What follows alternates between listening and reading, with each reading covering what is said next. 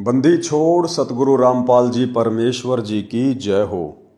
परमपिता परमात्मा सारी सृष्टि के रचनहार, कुल मालिक, असंख्य ब्रह्मांडों के स्वामी, जगत गुरु, तीनों लोकों में प्रवेश करके सबका धारण पोषण करने वाले राजाधिराज, आत्माधार, नाथों के नाथ, देवों के देव महादेव, सर्वेश्वर महेश्वर, मृत्युंजय, अजरो अमर, आदि अनादि सनातनी प्रभु, जगत पिता जगदीश्वर, श्री श्री 1008 की उपाधि के वास्तविक अधिकारी, अकाल मूरत सौद स्वरूपी राम वासुदेव, सर्वगतम ब्रह्म, परम पूज्य, प्रथम पूज्य, परम संत, परम पुरुष, परम धनी, परम दयालु, सत्य कबीर, हक्का कबीर, अल्लाहु कबीर, अल्लाहु अकबर, बाखबर अल्लाह ताला, जगत के तारणहार, जगत के मुक्तिदाता, जगत के जगन्नाथ, हारे के सहारे, हिंदुओं के राम, मुसलमानों के अल्लाह, सिखों के वाहिगुरु, ईसाइयों के मसीह, दया के सागर दयानिधि, करुणा के सागर करुणानिधि,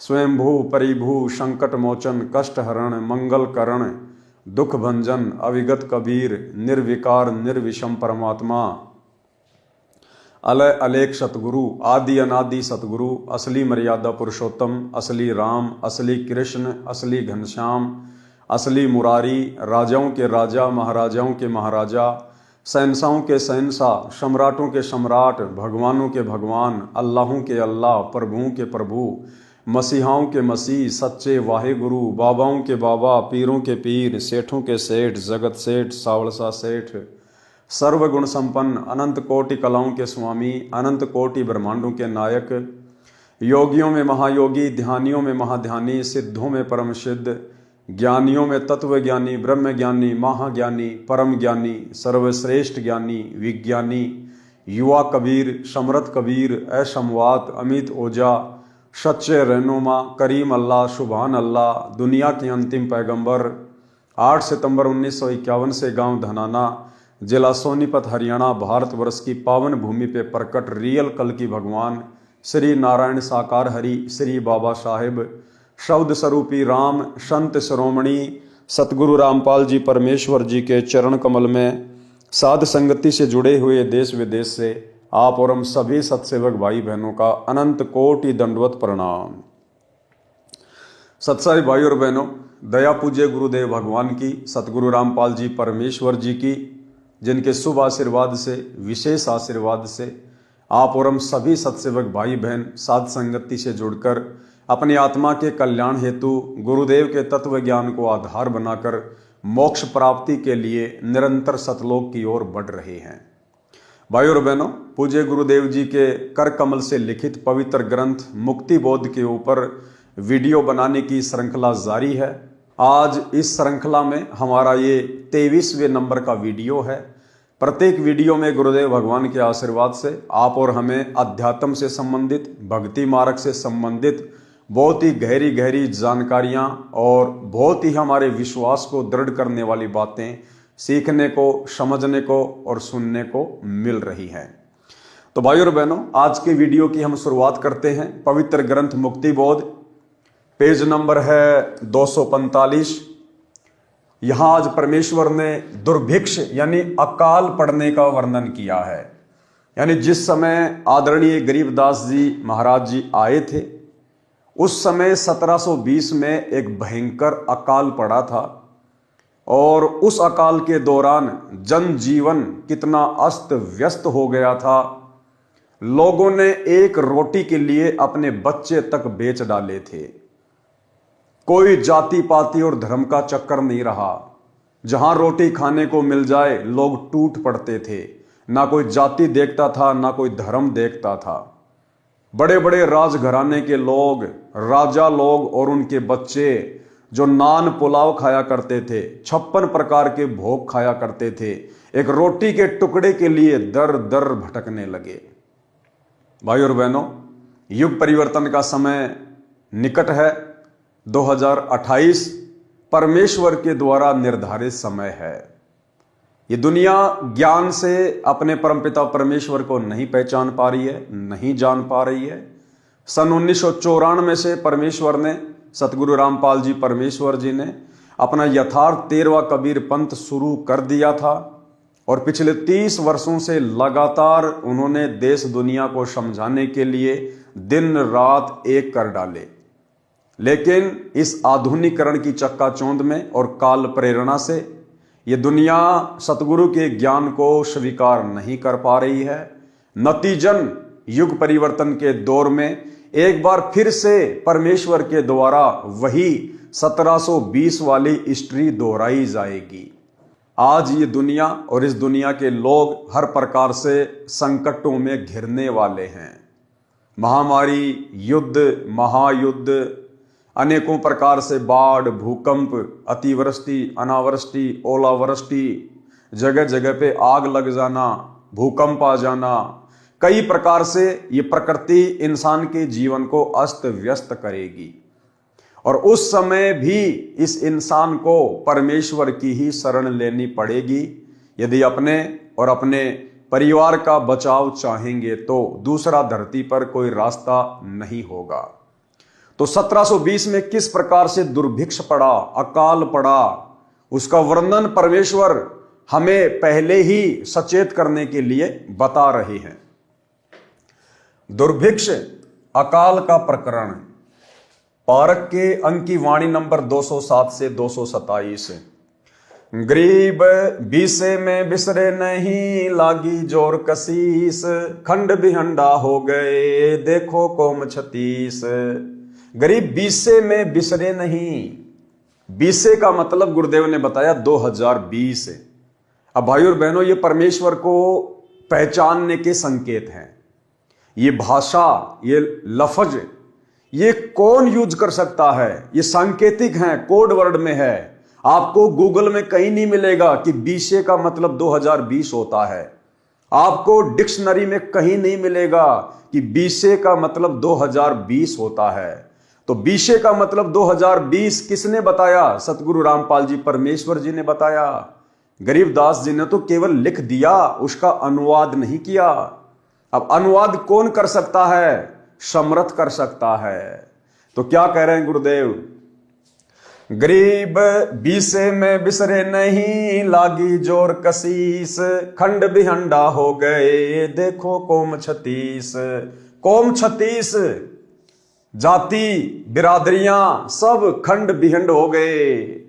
गरीब शहजादे मांगत फिरे दिल्ली के उमराव, एक रोटी पाई नहीं जो खाते नान पुलाव। उस अकाल के दौरान वो शहजादे, राजा महाराजाओं के लड़के जो 56 प्रकार के भोजन किया करते थे, नान पुलाव खाया करते थे, कहते हैं एक रोटी के टुकड़े के लिए दर दर भटक रहे थे। ऐसी स्थिति मात्र परमेश्वर ने 1 वर्ष में पैदा कर दी इंसान के दिमाग को ठिकाने लाने के लिए। गरीब शहजादे मांगत फिरे दिल्ली के उमराव, एक रोटी पाई नहीं खाते नान पुलाव। गरीब गंगा जमुना पार को चली दुनी सब डोल, रोटी साटे बिक गए लड़के बालक मोल। गंगा जमुना को भी लोग पार करके एक रोटी के चक्कर में चले गए।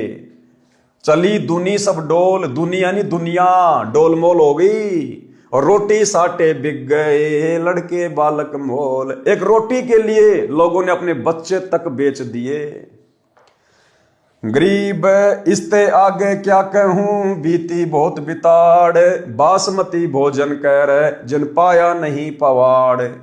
परमात्मा कहते हैं इससे ज्यादा उस समय की स्थिति को और मैं क्या बयान करूं। इसते आगे क्या कहूं, बीती बहुत बिताड़, और बासमती भोजन करें जिन पाया नहीं पवाड़।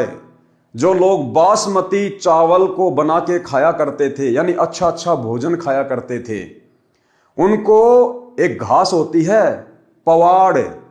गधा भी उसको मजबूरी में खाता है, गधा भी।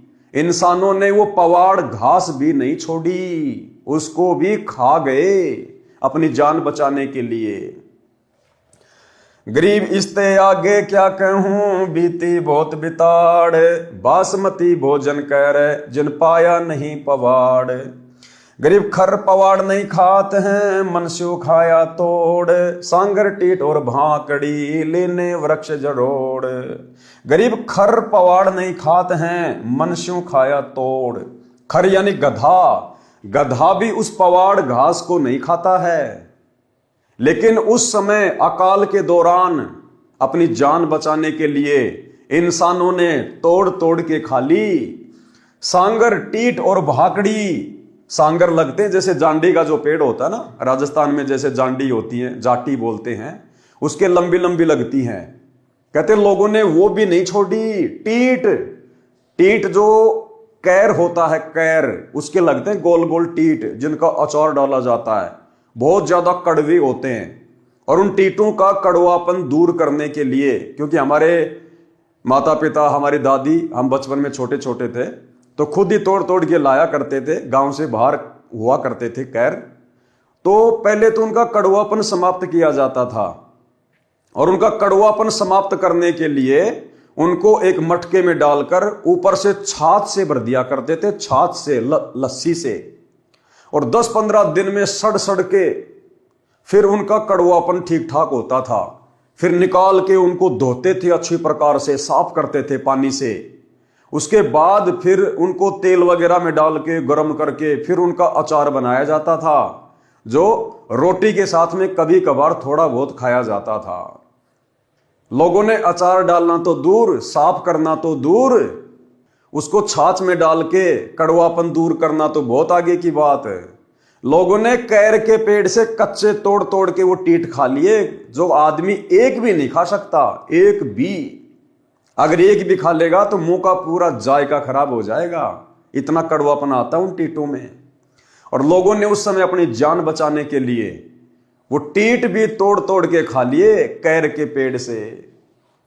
सांगर, टीट और भाकड़ी। भाकड़ी एक प्रकार की घास होती है जिसके ऊपर कांटे से होते हैं, गोल गोल चने के दाने के जैसे। जब हम छोटे छोटे थे तो भैंस वगैरह, बकरी वगैरह चराने के लिए गांव से बाहर जाया करते थे, तो कई बार नंगे पैर होते थे तो वो कांटे, उस भाकड़ी घास के कांटे हमारे पैरों में चुभ जाया करते थे। तो लोगों ने वो भाकड़ी जो घास आती है कांटेदार, उसको भी नहीं छोड़ा उस अकाल के दौरान।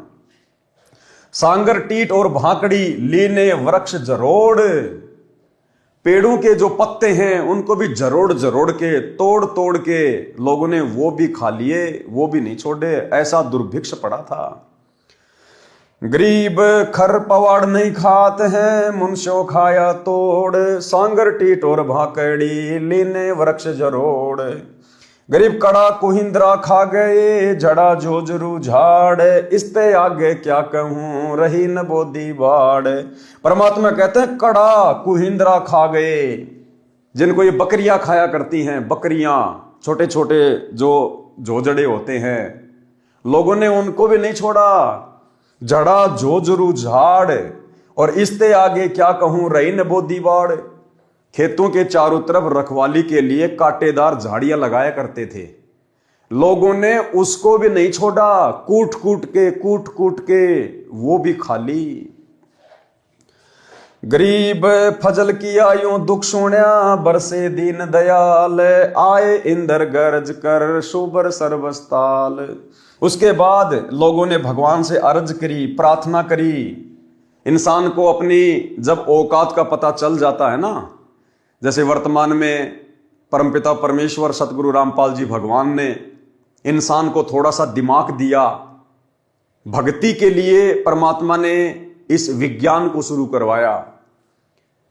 और दुनिया सोच रही है कि हमने अपना दिमाग लगा के इंटरनेट बना लिया, टीवी बना लिया, मोबाइल बना लिए, जहाज बना लिए। दिया है दिमाग परमात्मा ने। अन्यथा द्वापर युग में श्री कृष्ण जी थे, त्रेता में श्री रामचंद्र जी आए थे। क्या उनके समय गर्मी नहीं पड़ती थी या सर्दी नहीं पड़ती थी?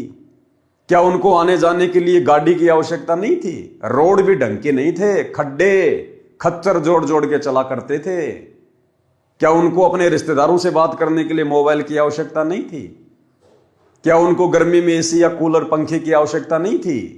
वो एक पंखा भी नहीं बना पाए, 3 लोक के भगवान हैं। तो आज का इंसान उनसे ज्यादा समझदार है क्या, जो इंटरनेट बना लेगा?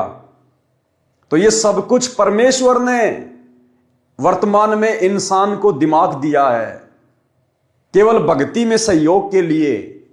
आज ये चीजें भक्ति में सहयोग हो रही हैं। दास एक जगह से वीडियो बना रहा है, आप सभी भगत भाई बहन लाइव देख रहे घर में बैठे बैठे अपने अपने मोबाइल में इंटरनेट के माध्यम से। एक जगह से दूसरी जगह पर जाने के लिए परमेश्वर ने हमें साधन दिए ताकि हमारे समय की बचत हो। पहले लोग पैदल जाया करते थे या बैलगाड़ी में जाया करते थे। 2 दिन का रास्ता महीनों महीनों में पूरा हुआ करता था। आज महीने का रास्ता 2 घंटे में पूरा कर दिया जाता है। बाकी समय परमात्मा की भक्ति। तो परमेश्वर ने भक्ति में सहयोग के लिए इस विज्ञान का सहारा आप और हमें दिया।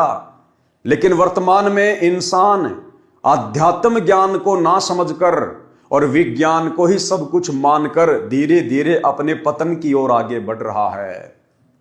और यह पतन 2028 युग परिवर्तन के दौर में इस दुनिया को दिखाई देगा।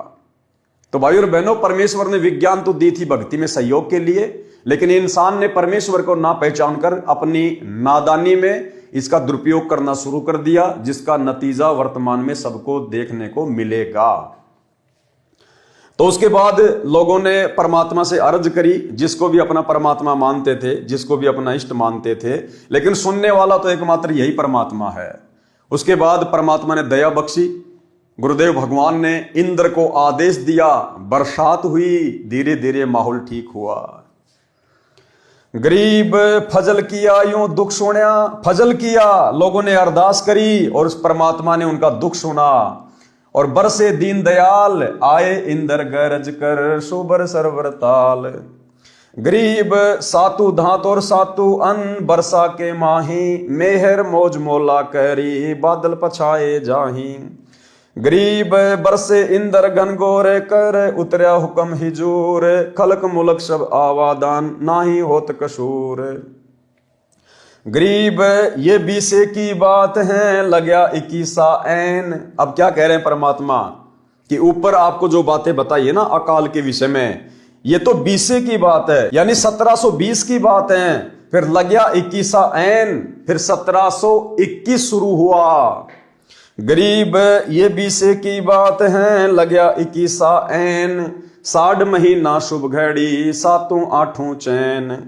गरीब 60 बदी बैठे गद्दी, इंद्र मूला दीन, लोकपाल लहरी कला, प्रसन्न देवा तीन। गरीब हुकुम अरस्त उतरया, बरसे हरिजन संत, रांडी कह हांडी चढ़ी, बुढ़िया जामे दंत। गरीब 3 4 और 5 मन, हुआ अन उजाल, भीग्या लग्या 110 महीना, यो खाओ कंगाल। फिर खेतों में बढ़िया अनाज होने लगा, लोग पेट भर भर के खाना खाने लगे। गरीब लांडी बूची लाड करी, संतों के प्रताप, सांगर टीट न पावते, इब खावे मूंग और भात। गरीब लांडी बूची लटकती, रोखियों ऊपर रूह, केस वहां ही खुश रहे, इब ओडत है सू। गरीब आने का 10 सेर अन्न, मेहनत याकू दे, पिछले दिन नहीं याद हैं, तौबा करके ले। गरीब 1 आने का सेर अन्न, लेते सब मजूर, देखी 10 गुना बद गया, समझी गधेरे सूर। गरीब जुल्हों ऊपर जुल्म था, मर गए डूम डहाल, कातन को पाया नहीं, पर्याज भी साकाल। गरीब सासू साड़ी माए क्या, बापू पीत बिछो, शकल कबीला तज गए, ऐसा व्याप्या द्रो। परमात्मा कहते हैं उस अकाल के दौरान क्या सासू, क्या साड़ी, क्या माँ, क्या बाप, क्या बेटा, क्या वो परिवार, क्या वो कबीला, सब तितर बितर हो गए। पता नहीं अपनी पेट की भूख शांत करने के लिए कौन कहां कहां भटक रहा था। गरीब ऐसी बीती जगत में, जाने नहीं जिहान, कत्थक चूना लाए कर, अब चाबण लागे पान। कहते हैं संसार में ये काल और ये दुर्गा ऐसे ऐसे तांडव मचाते हैं। गरीब ऐसी बीती जगत में, जाने नहीं जिहान। और वर्तमान में इंसान को थोड़ा बहुत परमात्मा ने सुख क्या दे दिया, उन सब घटनाओं को भूल गया है। इंसान सोचता है वर्तमान में ऐसा नहीं होगा, अकाल तो पहले पड़ा करते थे, भूकंप तो पहले आया करते थे। और कहते हैं अब कत्थक चूना लाए कर, अब चाबण लागे पान। उस समय तो खाने को रोटी नहीं थी और अब बकवाद करने लग गए। फिर अब चूना लगा के, कत्था लगा के और पान खाने लग गई दुनिया, बकवाद करने लग गई, शराब पीने लग गई, मांस खाने लग गई। तो भाई और बहनों, आज ये दुनिया फिर से उसी मुहाने पे खड़ी है। आज फिर से दुनिया ने वही बकवादे करनी शुरू कर दी, परमेश्वर को पहचान नहीं रहे, जान नहीं रहे। तो आने वाले समय में, जो कि बहुत ही थोड़ा समय बच गया है, मुट्ठी भर भी समय नहीं है, मुट्ठी भर का मतलब है 5 उंगलियां हैं ये, इसको कहते हैं मुट्ठी भर। यानी संसार के पास में, दुनिया के पास में 5 वर्ष भी नहीं बचे हैं। 2028 युग परिवर्तन का दौर है, उससे पहले पहले दुनिया को दिन में तारे दिखाई देने लग जाएंगे। गरीब पंडो भारत में बचे, यो राखे जनदास, काल कुचालों में रहे, नहीं खाए खड़घास। परमात्मा कहते हैं जिस समय महाभारत का युद्ध हुआ था, उस समय परमात्मा ने केवल पांडवों की रक्षा की थी, क्योंकि पांडव एक प्रकार से उस समय धर्म के पाले में थे। हालांकि जिस स्तर पर वो थे उसको धर्म नहीं कहा जा सकता, क्योंकि लड़ तो वो भी राज के लिए रहे थे, तो वो कोई धार्मिक लड़ाई थोड़ी थी। लेकिन कौरवों की तुलना में पांडव परमेश्वर की विशेष आत्मा थी, इसलिए परमात्मा ने महाभारत के युद्ध में उस समय पांडवों की रक्षा की। उस समय भी ऐसी हालातें पैदा हो गई थी, पांडवों को वनवास दे दिया गया था 12 वर्ष का। तो कहते हैं पांडवों के सामने ऐसी परिस्थिति पैदा नहीं हुई कि उनको घास खा खा के अपना टाइम पास करना पड़े। परमात्मा ने उनके लिए हर जगह भोजन की व्यवस्था की। किसके लिए? अपनी विशेष आत्माओं के लिए। अब भाई और बहनों, गुरुदेव ने एक सत्संग में बताया कि विशेष आत्मा क्या होती है और कैसे परमात्मा अपनी विशेष आत्माओं की आपत्तियों के समय सहायता करता है। गुरुदेव ने बताया जैसे एक पिता के 4 संतान हैं और 3 हैं वो नालायक हैं, पिता की आज्ञा का पालन नहीं करते, सारे उल्टे काम करते हैं, और एक है वो पिता की आज्ञा में चलता है। तो जब कोई विशेष संकट आएगा तो उस पिता का ध्यान अपने उस आज्ञाकारी बच्चे के ऊपर जाएगा। वो 3 जो नालायक हैं उनके ऊपर पिता विशेष ध्यान नहीं देगा, उनको अपना कर्म ही भोगना पड़ेगा। महाभारत कितना भयंकर युद्ध हुआ, उसमें पांडवों की रक्षा बनी और सब दुनिया मर गई। ऐसे ही परमात्मा ऐसी आपत्तियों में कबीर परमेश्वर के बच्चों को, कबीर परमेश्वर की जो विशेष आत्माओं को, विशेष कौन सी होती हैं, जैसे वैसे तो हम कबीर जी के सभी बच्चे हैं, सभी उसी की आत्मा है। कीड़ी, हाथी, कुंजर, राजा, रंग, महादेव, ब्रह्मा, विष्णु, महेश और हम। विशेष आत्मा वो हैं जो उनकी आज्ञा का पालन करके उनके अनुसार चल रहे हैं। जैसे एक पिता की 5-6 बेटे हैं और 2 पुत्र उसकी आज्ञा का पालन ना करके बकवाद करते हैं, कि तो चोरी करते हैं, कि तो लठ बजाते हैं, कोई झगड़ा करते हैं, तो वो विशेष आत्मा उसके बच्चे नहीं हैं। आत्मा में दुख तो होता है, लेकिन वो उसकी आज्ञा से बाहर जा करके है, तो उन पर विशेष ध्यान ना दे करके पिता उनकी तरफ विशेष ध्यान देता है जो उसकी मर्यादा में चल रहे हैं। और जो दूसरे हैं मर्यादाहीन रहते हैं, उनसे तो पैसे भी छुपा कर रखा कर रास्ते ये निकाल ना ले जाएं। तो ऐसे ही जो परमेश्वर की प्यारी आत्माएं कभी किसी उसके चरणों में रही हैं, उस अक्षेत्र में परमात्मा ने अकाल नहीं गिरने दिया। तो यहाँ उसी के विषय बताते हैं, पंडो भारत में बस। तो आने वाले समय में जब ये आपत्तियां देश और दुनिया में आएंगी, उस समय भाई और बहनों परमात्मा केवल अपनी विशेष आत्माओं के ही साथ रहेंगे, बाकी दुनिया के साथ नहीं रहेंगे। दुनिया के जो जैसा कर्म है वैसा ही उनको फल भोगना पड़ेगा।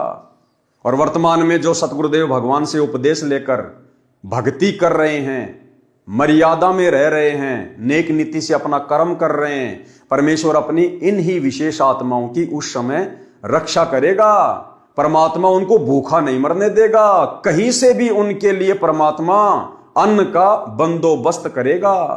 और ये तो समर्थ है, धनी है, जगत सेठ है, इस परमेश्वर को तो कुछ भी करने की जरूरत नहीं है, इनके तो संकेतों से सब कुछ होता है। अगर हमारे घर में उस समय 2 दाने होंगे, सुबह मटका भरा हुआ मिलेगा, मटका भरा हुआ। सुनिए गुरुदेव के मुख कमल से। फिर भगवान व्यवस्था करेगा। आपके घर में 2 दाने होंगे, तड़के भरा पाओगा मटका, पिप्पा भरा पाओगा आटे का, इस तरह कर देगा दाता आपके लिए। लेकिन भक्ति करवाने के लिए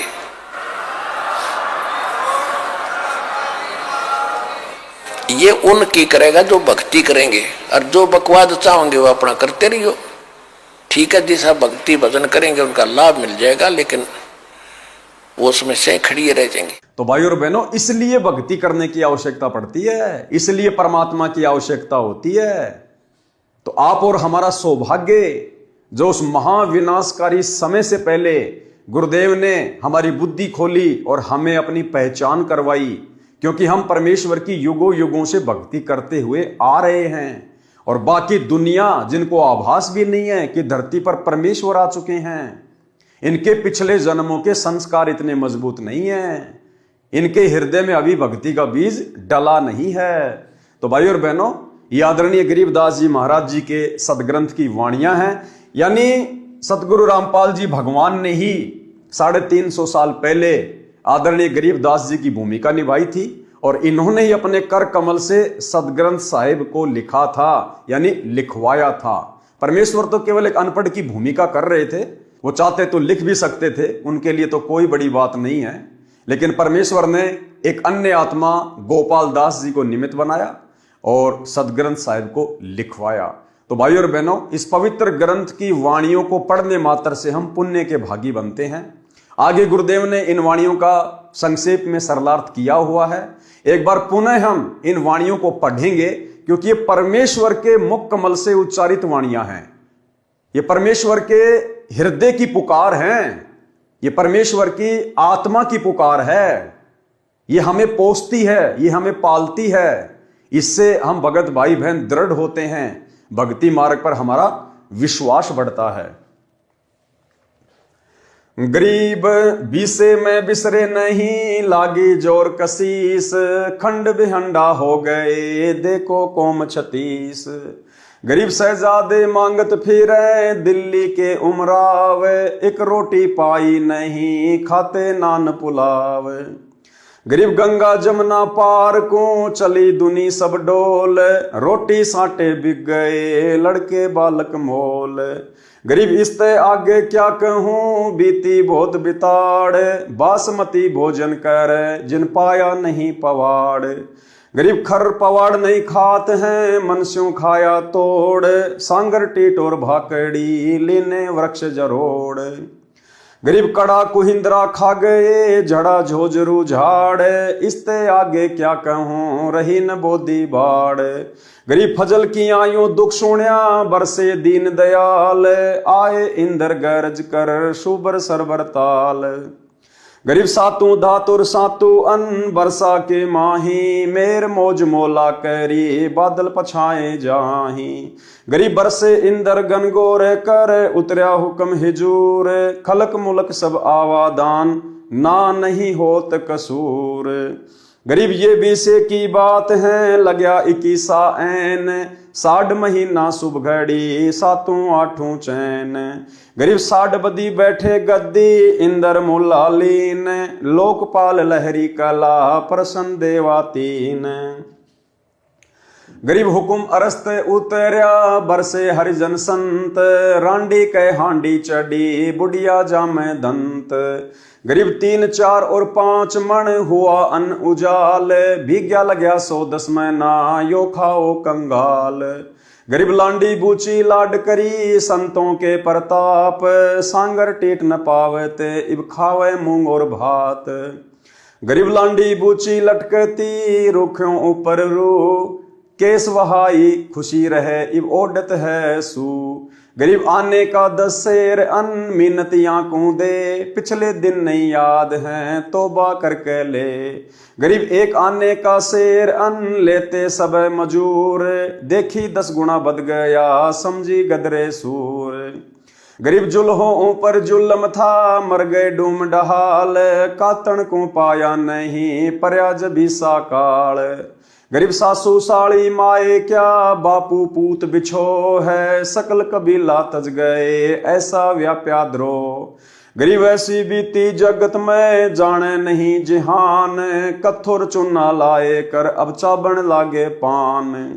गरीब पंडो भारत में बचे यो राखे जनदास, काल कुचालू में रहे नहीं खाए खड़ घास।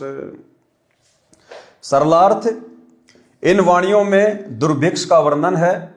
विक्रमी संवत 1720 में अकाल पड़ा था, बारिश नहीं हुई, उस समय नहरें नहीं थी, सिंचाई का एकमात्र साधन वर्षा थी जो हुई नहीं, जिस कारण से अकाल गिरा, जनता भूखी प्यासी मरने लगी।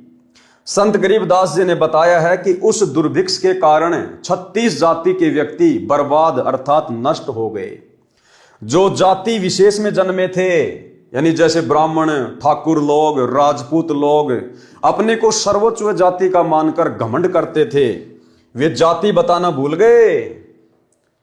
अपनी भूख शांत करने के लिए, जान बचाने के लिए ब्राह्मण, ठाकुर, राजपूत चमारों के घर पर रोटी मांगते थे।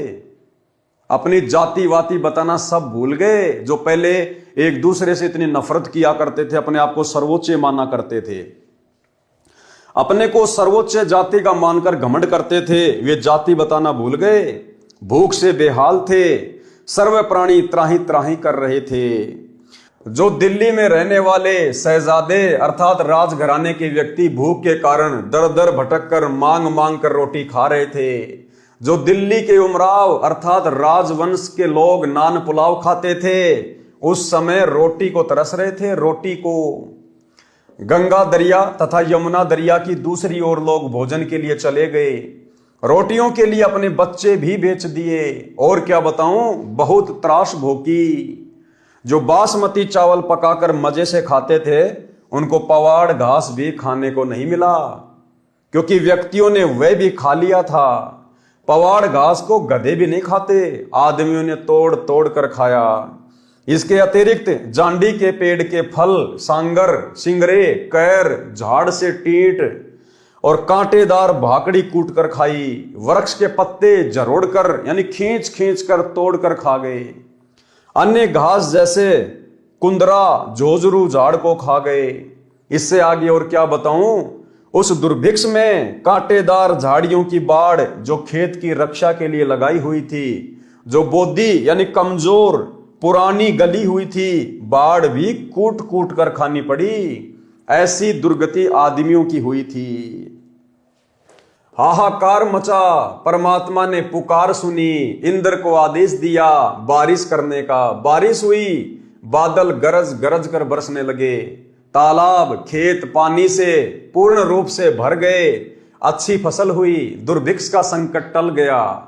दुर्भिक्ष में सासू साली, माता पिता, पुत्र सब परिवार भूखे मरते, भोजन की तलाश में पागलों की तरह इधर उधर भाग गए, एक दूसरे से बिछुड़ गए। जगत में ऐसी भयंकर स्थिति हुई थी। अब दुनिया उन दुर्दिनों को भूल गई है, बकवाद करने लगे हैं, कत्था तथा चूना लगाकर पान चबाने लगे, यानी फंड करने लगे हैं, परमात्मा को याद नहीं करते। ये सारी बातें गुरुदेव भगवान ने क्यों लिखनी पड़ रही हैं, क्यों समझानी पड़ रही है कि भैया अगर उसी प्रकार से बकवाद करते रहोगे और परमात्मा की भक्ति नहीं करोगे, सच्चे सतगुरु की शरण में आके सत भक्ति नहीं करोगे, तो जिस प्रकार सन 1720 में मात्र 1 वर्ष में परमेश्वर ने दुनिया को अरस से फरस पे लाके छोड़ दिया, वो समय अब ज्यादा दूर नहीं है। तो भाई और बहनों, आप और हमारा सौभाग्य जो परमेश्वर ने हमें पहले से ही उस आगामी मार से बचाने के लिए हमें अपनी शरण में लिया। उस दुर्भिक्ष में परमात्मा ने अपने भक्तों की ऐसे रक्षा की थी जैसे महाभारत के युद्ध में 5 पांडवों की रक्षा की थी।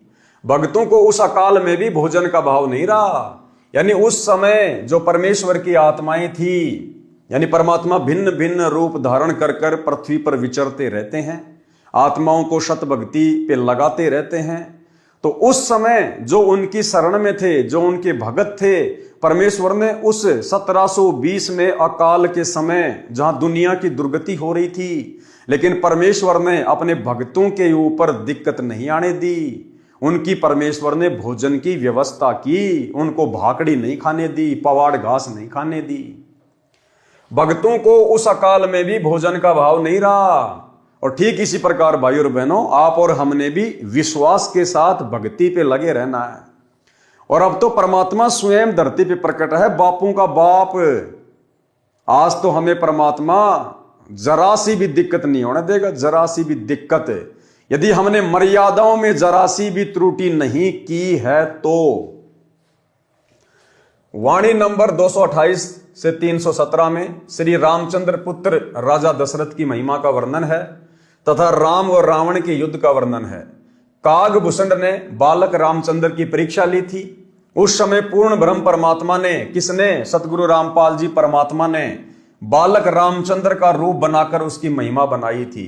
अब भाई और बहनों देखो, अनंत घटनाएं हो चुकी हैं, अनंत लीलाएं परमेश्वर कर चुके हैं। आप और हम भाई बहन परमेश्वर की उन अनंत लीलाओं से परिचित नहीं हो सकते हैं। इस परमेश्वर का ज्ञान, ये तत्व ज्ञान अरबों खरबों जीबी का है। आप और हमारी बुद्धि कुछ एक MB की है। तो कैसे भाई और बहनों वो सारी फिल्में, वो सारी कथाएं हमारे छोटे से दिमाग में समा सकती हैं।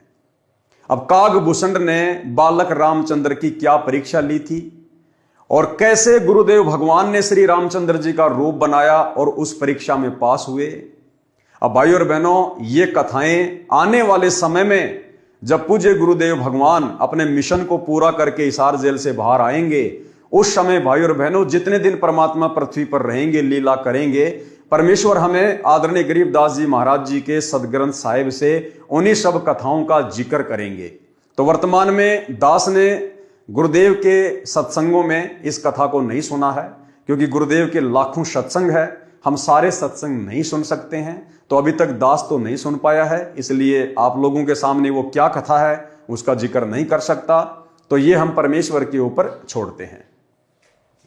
कागभूषण ने बालक रामचंद्र की परीक्षा ली थी। उस समय पूर्ण ब्रह्म परमात्मा ने बालक रामचंद्र का रूप बनाकर उनकी महिमा बनाई थी। फिर जीवन भर उसकी पूर्व जन्मों की भक्ति के कारण रक्षा की। नारद के अभिमान को भंग किया था, उसका भी वर्णन है। इसका वर्णन पहले कर दिया है। यानी नारद जी तपस्या करने के लिए वन में चले गए थे। 12 वर्ष उन्होंने साधना की और कहा कि मैंने कामदेव के ऊपर, विषय वासनाओं के ऊपर विजय प्राप्त कर ली। उसको अहंकार हो गया था। तो किस प्रकार से परमात्मा ने विष्णु में प्रेरणा करके और नारद के अभिमान को फिर तोड़ा था। रावण के अभिमान के कारण उसका कुल नाश हुआ। सत्य साधना न करके, तमगुण शंकर की भक्ति करके, धन दौलत तथा चमत्कारी शक्ति प्राप्त करके जीवन नष्ट कर दिया। वाणी नंबर 239। गरीब बैरागर की खान को जो कोई लेवे चाही, बिना धनी की बंदगी नगर लगो तिस बाही। सरलार्थ, यदि कोई बैरागर यानी हीरे की खान की इच्छा रखता है, भक्ति पूर्ण परमात्मा की नहीं करता है, उस नगर को आग लगे। जो मांस खाते हैं, शराब पीते हैं, वे तो मनुष्य दिखाई देते हैं, वे तो पशु हैं। पर्वत पर रहने वाले भीलों जैसे दुष्ट हैं। वाणी नंबर 244 से 245 में बताया है कि रावण एक समय में 100 जोटों का यानी 100 भैंसों का मांस खाता था। उसके घर पर नौजवान स्त्री मंदोदरी थी, फिर भी सीता की इच्छा रखता था, जो उसके विनाश का कारण बना। यानी गुरुदेव भगवान आप और हमें शिक्षा देना चाहते हैं कि आपने भूलकर भी शौपन में भी पर स्त्री और पर धन की ओर नजर नहीं रखनी है। जो राखूं त्यो ही रहूं हमरा के चारा, और खाने जाद खरीद हूं गुलाम तुम्हारा। हमने तो अपने गुरुदेव भगवान की रजा में राजी रहना है। भाई और बहनों, इस रावण की छोटी सी कथा से आप और हमें बहुत सारी शिक्षाएं मिल सकती है। हम अपने अभिमान को, अहंकार को चूर चूर कर सकते हैं कि आप और हमारी वर्तमान में ऊंट के मुंह में जीरे के बराबर भी औकात नहीं है। चाहे कोई यहां का प्रधानमंत्री क्यों ना हो, बड़े से बड़ा कोई धनपति क्यों ना हो, आप और हमारी वर्तमान में कोई औकात, कोई हैसियत नहीं है। ऐसे ऐसे महापुरुष, ऐसे ऐसे बली, ऐसे ऐसे दानवीर, ऐसे ऐसे ताकतवर इंसान होकर जा चुके हैं। रावण क्या कह रहे हैं गुरुदेव भगवान? रोजाना 100 जोटों का मांस खाता था, 100 जोटों का। यह रावण की खुराक थी।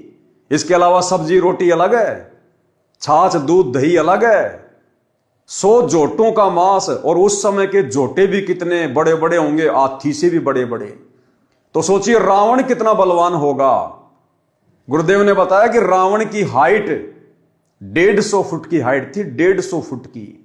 और शरीर फिर कितना हट्टा कट्टा होगा, जो रोजाना 100 जोटों का मांस खाता था। उस समय के जोटे वर्तमान के हाथी से भी बड़े बड़े। तो सोचिए वर्तमान में कोई 5 फुट का, कोई 6 फुट का, बड़े से बड़ा कोई 7 फुट का इंसान, पता नहीं अपने आप को क्या मान बैठता है। थोड़ा बहुत किसी का शरीर ठीक ठाक होता है, जिम जाम करने लग जाता है, पहलवानी करने लग जाता है, पता नहीं अपने आप को भीम समझने लग जाता है। परमात्मा कहते हैं ये उदाहरण है अभिमान को तोड़ने के लिए, अहंकार को तोड़ने के लिए। आज 1 किलो खाना नहीं खा सकता इंसान एक टाइम में, और रावण एक समय 100 जोटों का मांस खाया करता था, 100 जोटों का। और आगे देखना भाई और बहनों, वाणी नंबर 244-245 में बताया है कि रावण एक समय में 100 जोटों का नर भैंसों का मांस खाता था। उसके घर पर नौजवान स्त्री मंदोदरी थी, फिर भी सीता की इच्छा रखता था, जो उसके विनाश का कारण बना। यदि हम भगत भाई बहन भी यदि पर स्त्री की तरफ कुदृष्टि रखेंगे, कुनजर रखेंगे, तो आप और हमारी भी यही दुर्गति होगी जो रावण की हुई। अरे रावण भी तो परमात्मा की आत्मा थी, और गुरुदेव ने एक सत्संग में बताया कि रावण की आत्मा भी कभी कबीर परमात्मा सतगुरु रामपाल जी भगवान की शरण में रह चुकी थी, लेकिन भक्ति मार्ग पर टिका नहीं। और देखो फिर काल ने उसी परमात्मा के विरुद्ध रावण को खड़ा कर दिया। परमात्मा के विरुद्ध खड़ा करने का मतलब है सत्य के विरुद्ध अहंकार से भरकर रावण को खड़ा कर दिया। और रामचंद्र रूप बनाकर रामचंद्र जी की पुकार पर इस कबीर परमेश्वर सतगुरु रामपाल जी भगवान ने फिर उस रावण का नाभि में तीर मारकर वध करना पड़ा। रावण का भाई कुंभकर्ण, पुत्र मेघनाथ आदि आदि अनेकों जोटों का मांस खाते थे। रावण ने 33 करोड़ देवताओं को अपनी कैद में बांधकर डाल रखा था। कितना सिद्धि युक्त था, कितना बलवान था। वाणी नंबर 246 से 256 तक रावण राजा की सेना का वर्णन है। अब रावण की सेना का वर्णन है, रावण के नौकरों का, चाकरों का वर्णन। वाणी नंबर 246 से 256 तक रावण राजा की सेना का वर्णन है। वाणी नंबर 25 में रावण के अंग रक्षकों की संख्या बताई है। अंग रक्षक, बॉडीगार्ड 100 करोड़, 100 करोड़ मतलब 1 अरब। 100 करोड़ सेना तो रावण की गद्दी तथा घर के चारों ओर रखवाली करती थी। अब सोचिए भाई और बहनों, वर्तमान का कोई प्रधानमंत्री है, कोई राष्ट्रपति है, Z+ सिक्योरिटी लेके घूमता है, जिसमें 10-15 उसके बॉडीगार्ड होते हैं, 100 मान लो ज्यादा से ज्यादा, और पता नहीं क्या समझता है अपने आप को। रावण 100 करोड़ उसके बॉडीगार्ड थे, 100 करोड़। अब सोचो बाकी सेना कितनी होगी उसके पास में। जिस व्यक्ति के राजघराने के चारों तरफ और जिसकी सिंहासन यानी उसकी जो गद्दी थी जहां वो बैठा करता था, सिंहासन लगाया करता था, सिंहासन और राजघराने यानी उसके महल के चारों तरफ सिक्योरिटी के लिए 100 करोड़ सैनिक थे, 100 करोड़। तो आज के इंसान की क्या औकात है उसकी तुलना में। और आगे देखना भाई और बहनों, आगे देखना, अगर वास्तव में कोई भक्ति बीज होगा, परमात्मा की विशेष अधिकारी आत्मा होगी, वो इन उदाहरणों को देखकर कभी शौपन में भी घमंड नहीं करेगा, ना अपने धन का, ना अपने शरीर का, ना अपने बेटा बेटी का, और ना अपनी पद पोस्ट का। पारक के अंक की वाणी नंबर 258 से 259। गरीब जो जन चार आकाश में, जहां रावण की सेज, ता रानी नौजो बनी हरदम रहे उमेज। गरीब एक सवामण कंदरप, रज बीरज ढलकंत, नौजोबनी से जब रावण भोग करंत। ये दोनों लाइनें कितनी गहरी हैं। सबसे पहले परमात्मा ऊपर वाली लाइन का सरलार्थ कर रहे हैं। गरीब योजन चार आकाश में, जहां रावण की सेज। सरलार्थ, लंका के राजा रावण के महल की सबसे ऊपर की मंजिल 4 योजन थी। रावण का जो महल था वो 4 योजन ऊंचा था। और गुरुदेव ने बताया 1 योजन में 12 किलोमीटर होते हैं, तो 12 चौका 48, 48 किलोमीटर ऊंचा रावण का महल था। भाई जिसकी 150 फुट की हाइट है तो भला उसका 48 किलोमीटर क्यों नहीं होगा।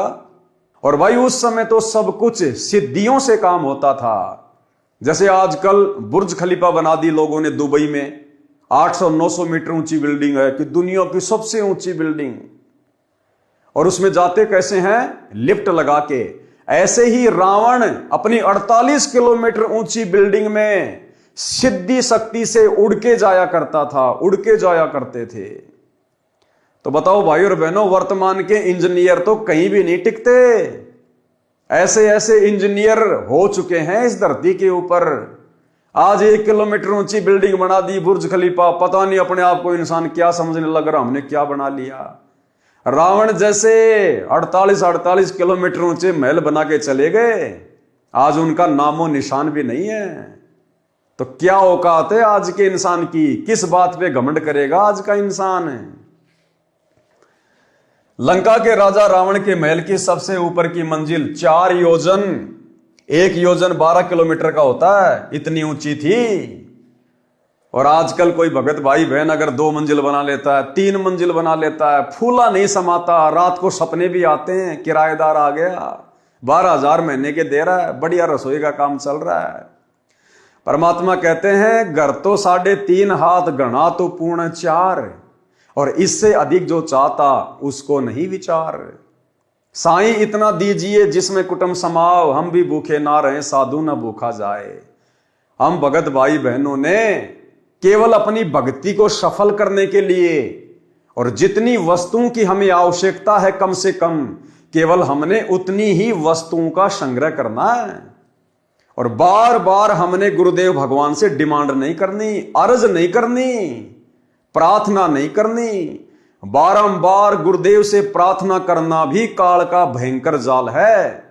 यदि आप सांसारिक वस्तुओं के लिए, भौतिक वस्तुओं के लिए, बेटा बेटी की पढ़ाई के लिए, नौकरी के लिए, इंटरव्यू के लिए, मकान बनाने के लिए, यदि आप बारंबार गुरुदेव भगवान से अर्ज करते हैं, प्रार्थना करते हैं, तो भाई और बहनों परमात्मा ने बताया तुम अपना सत्यानाश कर रहे हो। अगर तुम्हें परमात्मा देगा तो तुम्हारी भक्ति से देगा, तेल तो तिलों से निकलेगा। मांग लो ये तो दे देगा, दाता है, दाता एक राम, भिखारी सारी दुनिया। लेकिन तुम्हें देगा तुम्हारी भक्ति के प्रतिफल में। अब आप यहाँ आते हो तो कोई तो रोग से दुखी है, कोई कर्जे से दुखी है, कोई अन्य, कोई पुत्री के साथ कोई गलत घटना घट रही है, भाई कोई किसी केस से पीड़ित है, कोई किसी कारण से। और जो भी ज्ञान और भक्ति दी जाती है आपकी वहीं नष्ट हो जाती है, क्योंकि आप भक्ति करते हो, फिर 36 आपके ऊपर आपदाएं हैं, उनसे पर अर्जी लगाते हुए भगवान ने हो जाती, वो आपकी साथ साथ खत्म होती है। और जो भी ज्ञान और भक्ति दी जाती है आपकी वहीं नष्ट हो जाती है, क्योंकि आप भक्ति करते हो, फिर 36 आपके ऊपर आपदाएं हैं, उनसे पर अर्जी लगाते हुए भगवान ने हो जाती, वो आपकी साथ साथ खत्म होती है। और जो भी ज्ञान और भक्ति दी जाती है आपकी वहीं नष्ट हो जाती है, क्योंकि आप भक्ति करते हो, फिर 36 आपके ऊपर आपदाएं हैं, उनसे पर अर्जी लगाते हुए भगवान ने हो जाती, वो आपकी साथ साथ खत्म होती है। तो परमात्मा आपको कैसे ठीक करेगा? एक बार किसी के ओठ का चोट लगी, ओठ के, और किसी ने दवाई बता दी कि इसके होठ का हलवा बना के बांध दो, अब थोड़ा सा हलवा बनाया 10-20 ग्राम देसी घी का, उसके होठ पर रख दिया।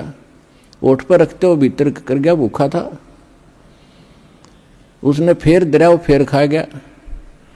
एक समझदार से ने बताया कि अच्छा बना दो, और पहले इसने भीतर से भरो, जब होठ पर टटेगा अंदर से फुल करो इसको जब टेकने देगा ये होठ पे। तो पहले ई परमात्मा पहले आपको अंदर से भरेंगे, और जब इस औषधि ने होठ पे टेकने दोगे आप जब आप ऊपर चालन की सोचोगे।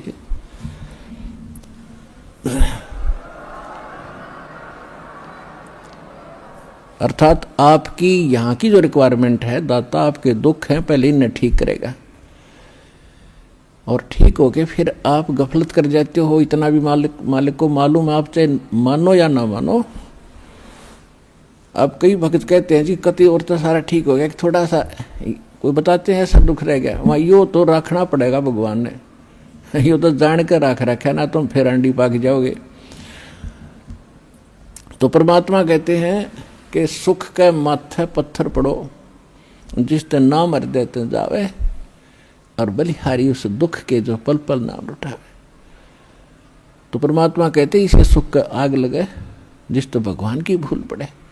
और बुद्धिमान व्यक्ति, समझदार व्यक्ति, भक्त ने ये मांगना चाहिए, परमात्मा ऐसा दुख दिए रखना आपकी याद बनी रहे, ऐसा सुख ना देना जिससे आपसे दूर हो जाए, भाड़ में जाए ऐसा दुख सुख।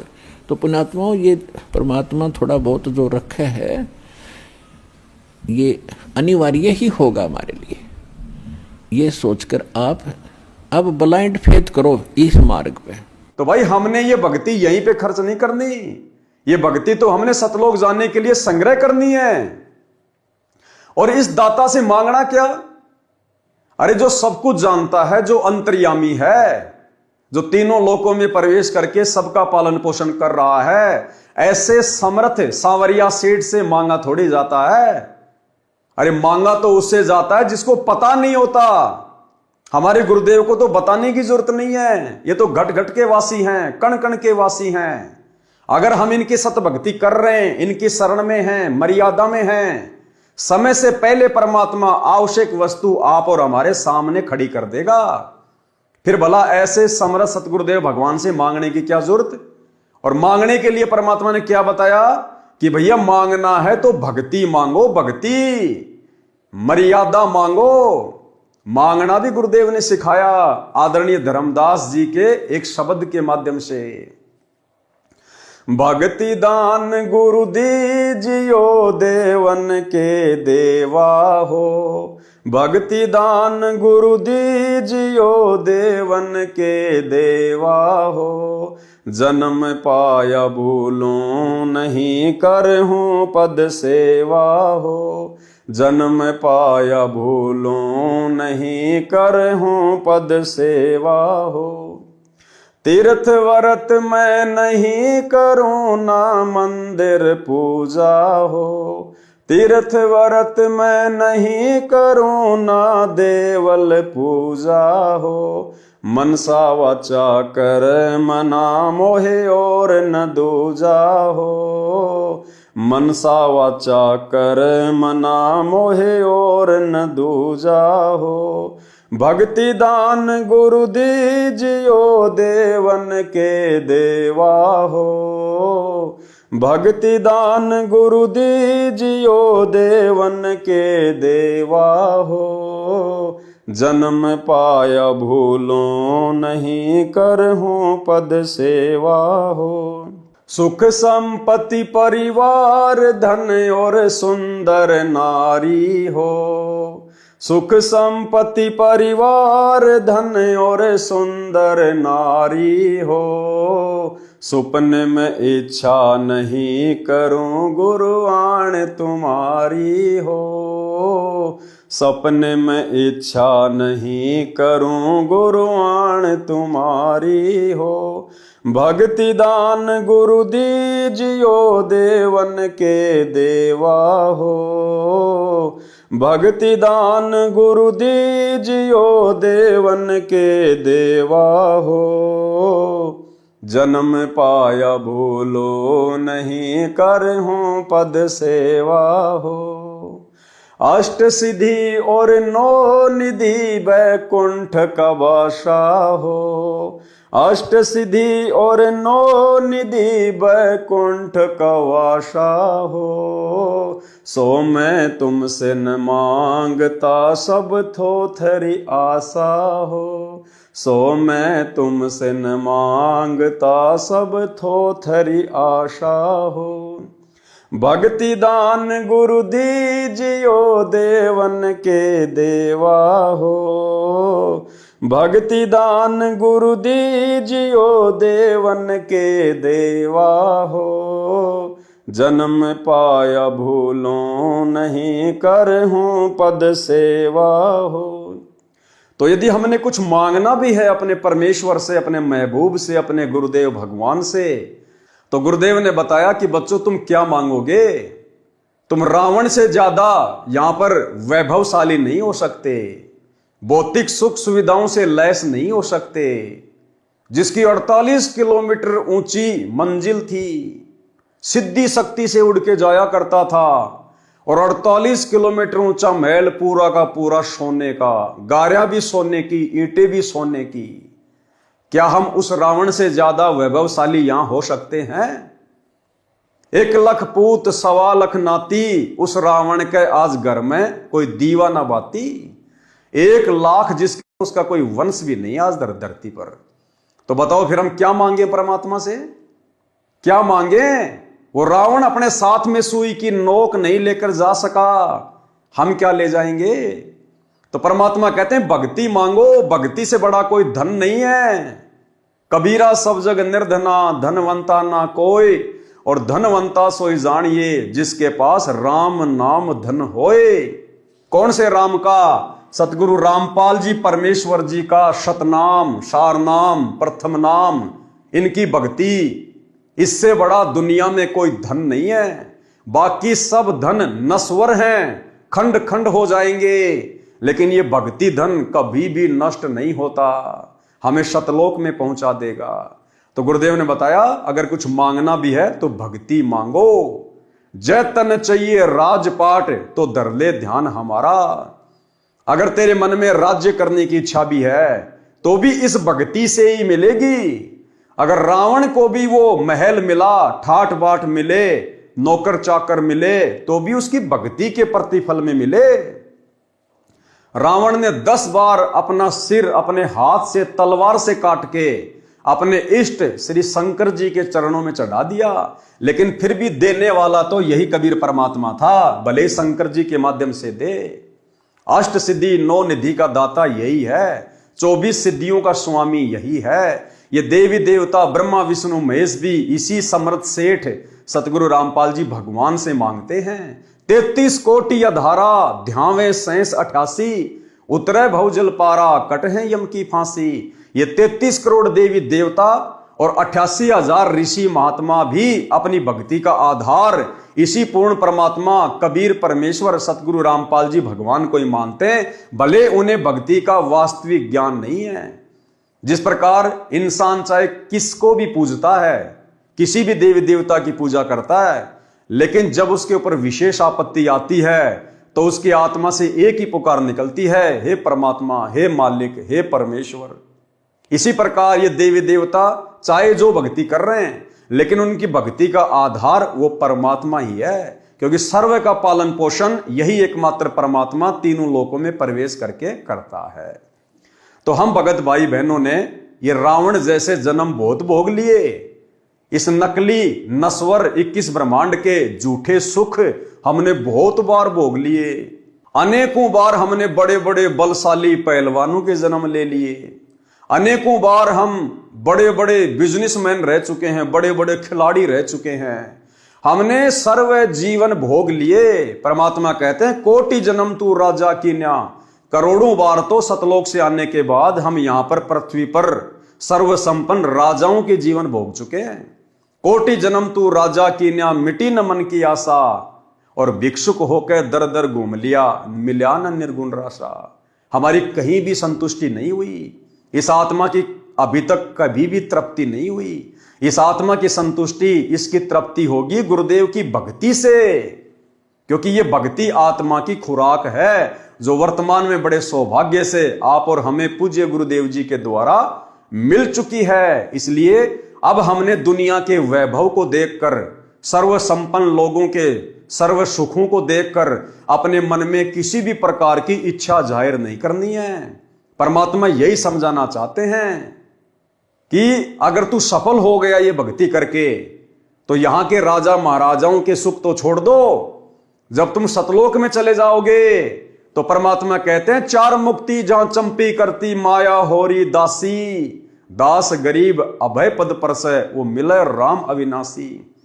सतलोक में जाने के बाद या ब्रह्मा विष्णु महेश के पास जो चार मुक्ति हैं, काम अर्थ धर्म मोक्ष, कहते हैं ये तो तुम्हारे वहां पैरों की चंपी करेंगी, मालिश करेंगी, इनकी तरफ तो तुम देखोगे भी नहीं। सतलोक में इतने सुख हैं, इतना सर्व संपन्न लोक है वो। जिस प्रकार किसी के घर में 4 व्हीलर हो तो वो बाइक की तरफ तो कभी देखता भी नहीं है। तो इसी प्रकार सतलोक के सुखों की तुलना में यहां की जो चार मुक्तियां हैं, जो ब्रह्मा विष्णु महेश को प्राप्त हैं, ये तो केवल एक मोटरसाइकिल की तरह है। तो भाइयों और बहनों, हमने नीची गर्दन करके दुनिया को ना देखकर, गुरु के ज्ञान को आधार बनाकर और मृत मानकर अपने आप को, ये जीवन, ये शरीर, ये सोच अपने गुरुजी को समर्पित कर देनी है कि गुरुजी मैं स्वयं को आपको समर्पित करता हूं, मेरा जीवन आपके कदमों में है, हे परमेश्वर आपका कुत्ता हूं, मेरी डोर अपने हाथ में रखना। कुत्ता हूं गुरुदेव का, पवन दास का नाम, और गले प्रेम की जेवड़ी, जहां खींचो तहां जाऊं। तो करो तो बावड़ूं, दूर दूर करो तो जाऊं, और जो राखूं त्यों ही रहूं, जो देवोगे सो खाऊं। हमने इस भाव से, क्योंकि भाई और बहनों कितनी उम्र है हमारी, आधी से ज्यादा उम्र तो जा चुकी है, 15, 20, 25 साल की हमारी उम्र है। अब बताओ, अब 40 साल में तो हम जगत सेठ बने नहीं, अब 15, 20 साल में क्या जगत सेठ बनेंगे? और बन भी गए तो परमात्मा ने जो पहले जो जगत सेठ बन के जा चुके हैं उनकी दुर्गति बता दी। बताओ फिर क्या मांगे हम परमात्मा से भक्ति के अलावा, मर्यादा के अलावा। सरलार्थ, लंका के राजा रावण के महल की सबसे ऊपर की मंजिल 4 योजन, 1 योजन 12 किलोमीटर का होता है, इतनी ऊंची थी। उसमें रावण नौजवान स्त्री के साथ संभोग करता था। संभोग यानी सेक्स करते समय दोनों स्त्री पुरुष के वीर्यपात होने की मात्रा 1.25 मण, 1 मण में होता है 40 किलो, इतनी होती थी, यानी 50 किलो, यानी आधा क्विंटल होती थी। जब रावण ये बकवादे किया करता था, जबकि वो शादीशुदा था, मंदोदरी उसकी महारानी थी, सुंदर थी, नौजवान थी, इसके बावजूद भी काल प्रेरणा से वो अन्य नौजवान स्त्रियों के साथ में संभोग किया करता था। कहां? अपनी 48 किलोमीटर ऊंची सबसे ऊपर की मंजिल पे जाके, अपनी सिद्धि शक्ति से वहां जाकर वो उन नौजवान औरतों के साथ संभोग किया करता था। और एक बार के संभोग में जो पदार्थ स्त्री और पुरुष के शरीर से बाहर निकलता है, रज और बीरज, गुरुदेव ने बताया 50 किलो यानी आधा क्विंटल रज और बीरज उस समय स्त्री और पुरुष के शरीर से बाहर निकलता था। भाई और बहनों, यह सामान्य बात नहीं है। आज के इंसान का वजन होता है 50 किलो, आधा क्विंटल तो आज के इंसान का वजन रह गया। और रावण जब एक बार संभोग करता था तो 50 किलो वो पदार्थ अपने शरीर से बाहर निकाल दिया करता था। तो क्या औकात है आज के इंसान की, भले वो प्रधानमंत्री है, राष्ट्रपति है, रावण के एक समय के वीर्य के बराबर आज के इंसान का वजन है। क्या औकात है? किस बात का घमंड करें, किस बात का अहंकार करें? 150 फीट जिसकी हाइट। भाई और बहनों, अगर आपको देसी भाषा में समझाएं, सरल भाषा में, इस अहंकार को तोड़ने के लिए, तो आज इस पृथ्वी पर जो सबसे लंबे से लंबा कोई इंसान है, होगा कोई 8 फीट का, 9 फीट का, या बड़े से बड़ा हो सकता कोई 10 फीट का इंसान हो आज इस धरती पर। भाई और बहनों, 10 फीट लंबे तो रावण के गुप्तांग के बाल थे, बाल। अब सोचो भाई और बहनों, विचार करो इन बातों पर अपने अहंकार को तोड़ने के लिए। आज के इंसान की इतनी हाइट नहीं है जितने बड़े रावण के गुप्तांग के बाल थे। अब सोचिए हम किस बात का घमंड करें, हमारी औकात क्या है। इसीलिए परमात्मा हमें बारंबार समझाते हैं, मर्द गर्द में मिल गए रावण से रणधीर, कंस केश चानोर से हिरणाकुश बलबीर। और तेरी क्या बुनियाद है, तू पेंडा पंथ पकड़, गरीब दास हरि भक्ति बिन तेरा खाली रहसी खेत। कि मर्द गर्द में मिल गए रावण जैसे मर्द, कंस जैसे, हिरण्यकश्यप जैसे, वास्तव में जिनको मर्द कह सकते हैं, जो शरीर से भी मर्द थे, बलशाली थे, धन से भी थे। कहते हैं उल्टे काम कर करके आज उनका धरती पर खोज भी नहीं है।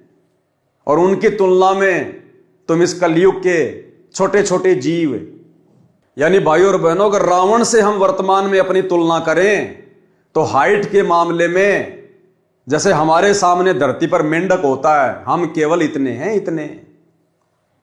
तो किस बात का घमंड करें, किस बात का अहंकार करें। अगर किसी के पास ज्यादा संपत्ति है, कोई बहुत बड़ा नौकरी वाला है, जिसके पास बड़ा सा मकान है, कोई फार्म हाउस है, 2-4 प्लाट हैं, तो परमात्मा कहते हैं रावण से कंपैरिजन कर लिया करो कि तुम्हारे जैसे कितने चले गए। 100 करोड़ तो जिसके बॉडीगार्ड थे, बॉडीगार्ड। 48 किलोमीटर ऊंचा जिसका महल था, और वो भी सोने का। भाई और बहनों, हम कहीं नहीं टिकते, कहीं भी। इसलिए परमात्मा से वर्तमान में यदि हमें कुछ मांगना है तो भक्ति, जो भक्ति रावण के पास नहीं थी। जिस धन के अभाव में रावण मर गया, जिस धन को रावण भी प्राप्त नहीं कर पाया, आज हम वो अनमोल वस्तु प्राप्त कर सकते हैं। क्योंकि आज हमें मौका है, वो दाता धरती पर प्रकट है, सतगुरु रामपाल जी भगवान। तो हमने केवल परमात्मा से भक्ति मांगनी है, मर्यादा मांगनी है, आधीनी मांगनी है, दास भाव मांगना है। बाकी तो परमात्मा ठाठ कर देगा जितनी हमें यहां आवश्यकता होगी। और उसके बाद फिर सदा के ठाठ, फिर सदा के ठाठ के लिए परमात्मा सतलोक में बैठा देगा। फिर हमने झांक के भी नहीं देखना इधर। तो भाई और बहनों, इस प्रकार से हमने अपनी औकात में, अपनी हैसियत में रह के और अपने गुरु को सर्वे सर्वा मानकर, सब कुछ मानकर हमने भक्ति करनी है। और दूसरी बात, जिसका बाप पहलवान है, जिसका बाप सावरिया सेठ है, फिर बेटे ने पहलवान बनने की क्या जरूरत है भाई। अरे जिसका बाप पहलवान है उसके बेटों को छेड़ कौन देगा। जिसका बाप सावरिया सेठ है, जगत सेठ है, तो उस बेटे को कभी धन की कमी रहती है क्या, किसी चीज के भरोसे रहता है क्या। जब हमारा बाप सतगुरु रामपाल जी भगवान सर्वगुण संपन्न है, तो क्यों ना हम इन्हीं की गोद में बैठकर खाएं पिएं, मौज मस्ती करें, अपनी भक्ति करें, मर्यादा निभाएं। हम क्यों टेंशन में पड़े। अरे जिस आदमी को गाड़ी चलाने के लिए ड्राइवर मिला हुआ है, वो मूर्ख आदमी है जो खुद गाड़ी चला रहा है। आराम से सीट पे बैठ, अपनी कोई पढ़ाई कर, अपना मोबाइल में अपना कोई धार्मिक कोई अपनी चीज देख, आराम से नींद आवे तो सो जा। ड्राइवर गाड़ी चला रहा है ना। तो इसी प्रकार पूरी सृष्टि का ड्राइवर सतगुरु रामपाल जी भगवान, आज सीधा सीधा हमारा बाप हमारे गुरु रूप में घर घर में प्रकट। तो भाई और बहनों, फिर हम क्यों टेंशन लें, हम क्यों सिर में दर्द करें ये दुनिया की दौलत मांग के। इसलिए हमने तो अपने गुरुदेव के चरणों में दास भाव से बैठे रहना है। परमात्मा यहां के भी सर्व सुखों को प्राप्त करवा देगा जो आवश्यक होंगे, भक्ति में बाधक नहीं होंगे। लंका के राजा रावण के महल की सबसे ऊपर की मंजिल 4 योजन यानी 1 योजन 12 किलोमीटर का होता है, इतनी ऊंची थी। उसमें रावण नौजवान स्त्री के साथ संभोग करता था। संभोग यानी सेक्स करते समय दोनों स्त्री पुरुष के वीर्यपात होने की मात्रा 1.25 मण, 1 मण में 40 किलोग्राम होता है, इतनी होती थी, यानी 50 किलोग्राम, आधा क्विंटल होती थी। वाणी नंबर 260 से 317 तक।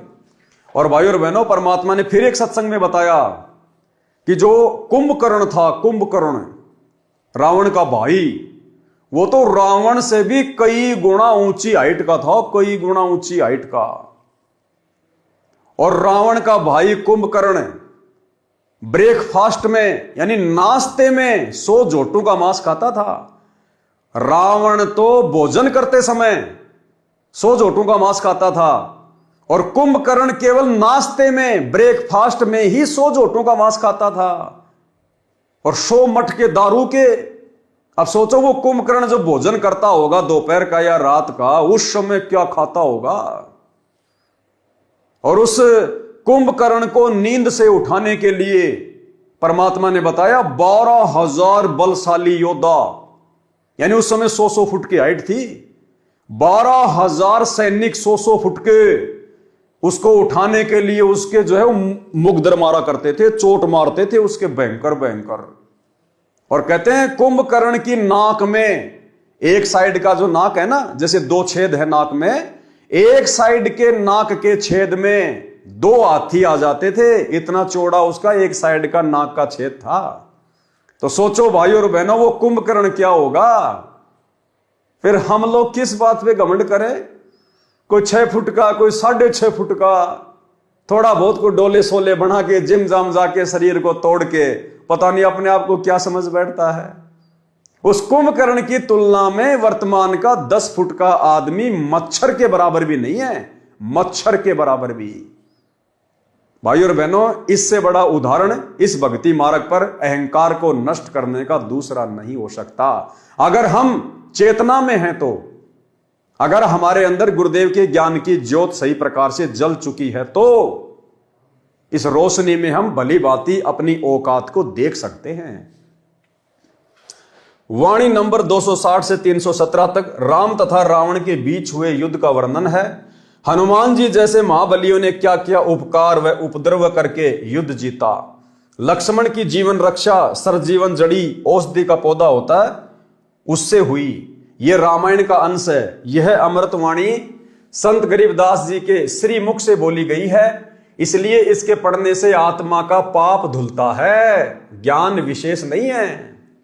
परमात्मा कहते हैं भले ज्ञान विशेष ना हो, ये बातें तुमने सुन रखी हैं राम की रावण की, लेकिन ये वाणियां महापुरुष के मुख कमल से उच्चारित हैं। गरीबदास जी के रूप में खुद हमारे पूज्य गुरुदेव भगवान थे, इनके मुख कमल से उच्चारित वाणियां हैं।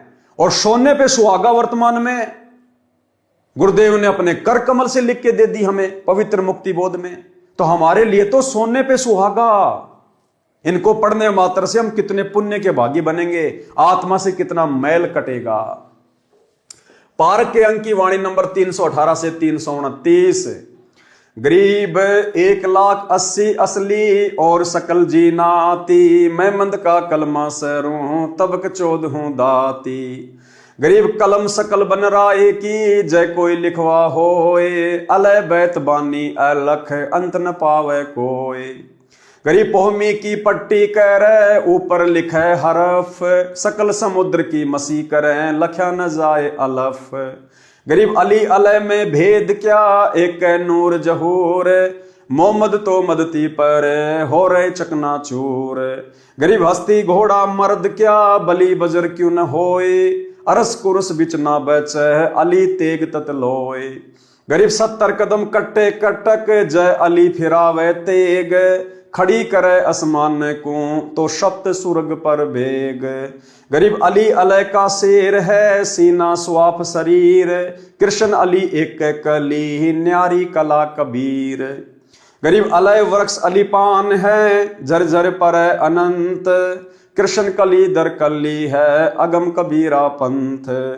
गरीब अली अली लो हो गए, मैं मंद पदम 50, कबीर एक का एक है, दूजा नहीं मिलावे। गरीब जबराइल जुबान परी, मैं काइल मुकट, असराफिल कबली दरे, अजाजिल ओ घट। गरीब चारु मुवक्कल रब दे, है घट घट अस्तान, जा परी रब दा तकत है, जहां आप अलय रहमान। गरीब नबी नाक में मंद मुख, मन मक्का महबूब, चिसम इसम दरगा दिल, देखी खूब खुदी खूब। यानी ये अरबी फारसी उर्दू पता नहीं कौन कौन सी भाषाओं के शब्द हैं, क्योंकि आदरणीय गरीबदास जी ने अपने सदग्रंथ साहिब में अपनी 24,000 वाणियों में विश्व की सभी भाषाओं का समावेश किया है। विश्व के हर देश की भाषा का शब्द इन वाणियों में है, जो 24,000 वाणियां अमर ग्रंथ में है। तो पहली बात तो भाई और बहनों, आप और हमारे को यहीं पर विश्वास हो जाना चाहिए कि पूरे विश्व की भाषा को कौन जान सकता है। आज वर्तमान में पूरे विश्व की भाषाओं के समावेश युक्त इस सदग्रंथ साहिब का अनुवाद कौन कर रहा है?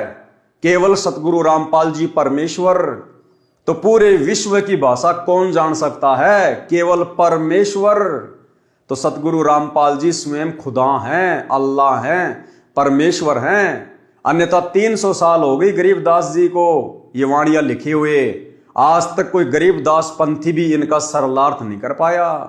केवल पाठ पाठ करते हैं, जैसी वाणियां हैं वैसा ही बोलते रहते हैं, लेकिन सरलार्थ सन 1994 से सतगुरु रामपाल जी परमेश्वर ने शुरू किया। तो भाइयों और बहनों, ये विश्व की बहुत सारी भाषाओं के शब्द हैं, इनको पढ़ने मात्र से हमारे पाप कर्म कटते हैं। अब गुरुदेव ने बताया जैसे रोगी है और डॉक्टर ने उसको औषधि दे दी, उसको मेडिसिन दे दी, टैबलेट दे दी खाने के लिए। अब उस रोगी को नहीं पता, वो तो बेचारा गांव का आदमी, वो तो अनपढ़ आदमी है, उसको नहीं पता ये टैबलेट कौन सी कंपनी की है, क्या क्या इसमें साल्ट हैं, कैसे कैसे ये बनी है, कुछ नहीं पता। उसको चाहे जहर की गोली दे दो, वो तो विश्वास करके खा लेगा कि डॉक्टर दे रहा है। तो इसी प्रकार उस रोगी को नहीं पता है, लेकिन उसके बावजूद भी वो टैबलेट उसके ऊपर काम करेगी, उसके रोग को साफ करेगी। इसी प्रकार ये अमृतवाणी इस भक्ति मार्ग में जन्म मरण के दीर्घ रोग को काटने के लिए आप और हमारे लिए मेडिसिन है। और सर्वश्रेष्ठ डॉक्टर वैद्य, आध्यात्मिक वैद्य सतगुरु रामपाल जी परमेश्वर जी के द्वारा निर्मित हैं। तो भाई और बहनों, भले हमें नहीं पता इन वाणियों का, इनकी गहराइयों का, इन संकेतों का, इन शब्दों का, लेकिन ये भक्ति रूपी मेडिसिन खाने मात्र से हमारे पाप कर्म कटेंगे। तो क्या किया परमात्मा ने सरलार्थ? वाणियों में मुसलमान धर्म का आंशिक वर्णन है। अली नाम का मुसलमान पूर्व जन्म की भक्ति के कारण सिद्धि शक्ति युक्त था। यानी भाई और बहनों, गुरुदेव भगवान ने बताया कि हजरत मोहम्मद जी की आजीवन जो रक्षा हुई, वो रक्षा हजरत मोहम्मद जी के पुण्यों के कारण, जिस समय हजरत मोहम्मद जी परमात्मा की शरण में आए, उनको प्रथम मंत्र दिया गया। उसके बाद एक अली नाम का मुसलमान, एक प्रकार से गण, कबीर परमेश्वर सतगुरु रामपाल जी भगवान ने हजरत मोहम्मद की रक्षा के लिए छोड़ा हुआ था। तो हर मुसीबत में हजरत मोहम्मद की रक्षा वो अली किया करता था। और वो कितना सिद्धि युक्त था, कितना शक्तिशाली था, परमेश्वर क्या बता रहे हैं। और फिर उस अली नाम के मुसलमान की तुलना में कबीर परमेश्वर कितने समर्थ हैं, कितने शक्तिशाली हैं, उसका भी जिक्र किया है। वाणियों में मुसलमान धर्म का आंशिक वर्णन है। अली नाम का मुसलमान पूर्व जन्म की भक्ति के कारण सिद्धि शक्ति युक्त था। उसने हजरत मोहम्मद जी की विशेष सहायता की थी।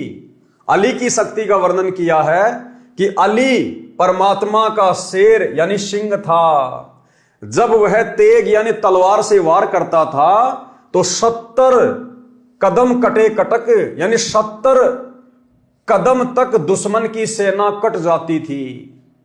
तलवार को आसमान की ओर खड़ा करता था तो 7 आसमान तक जाती थी।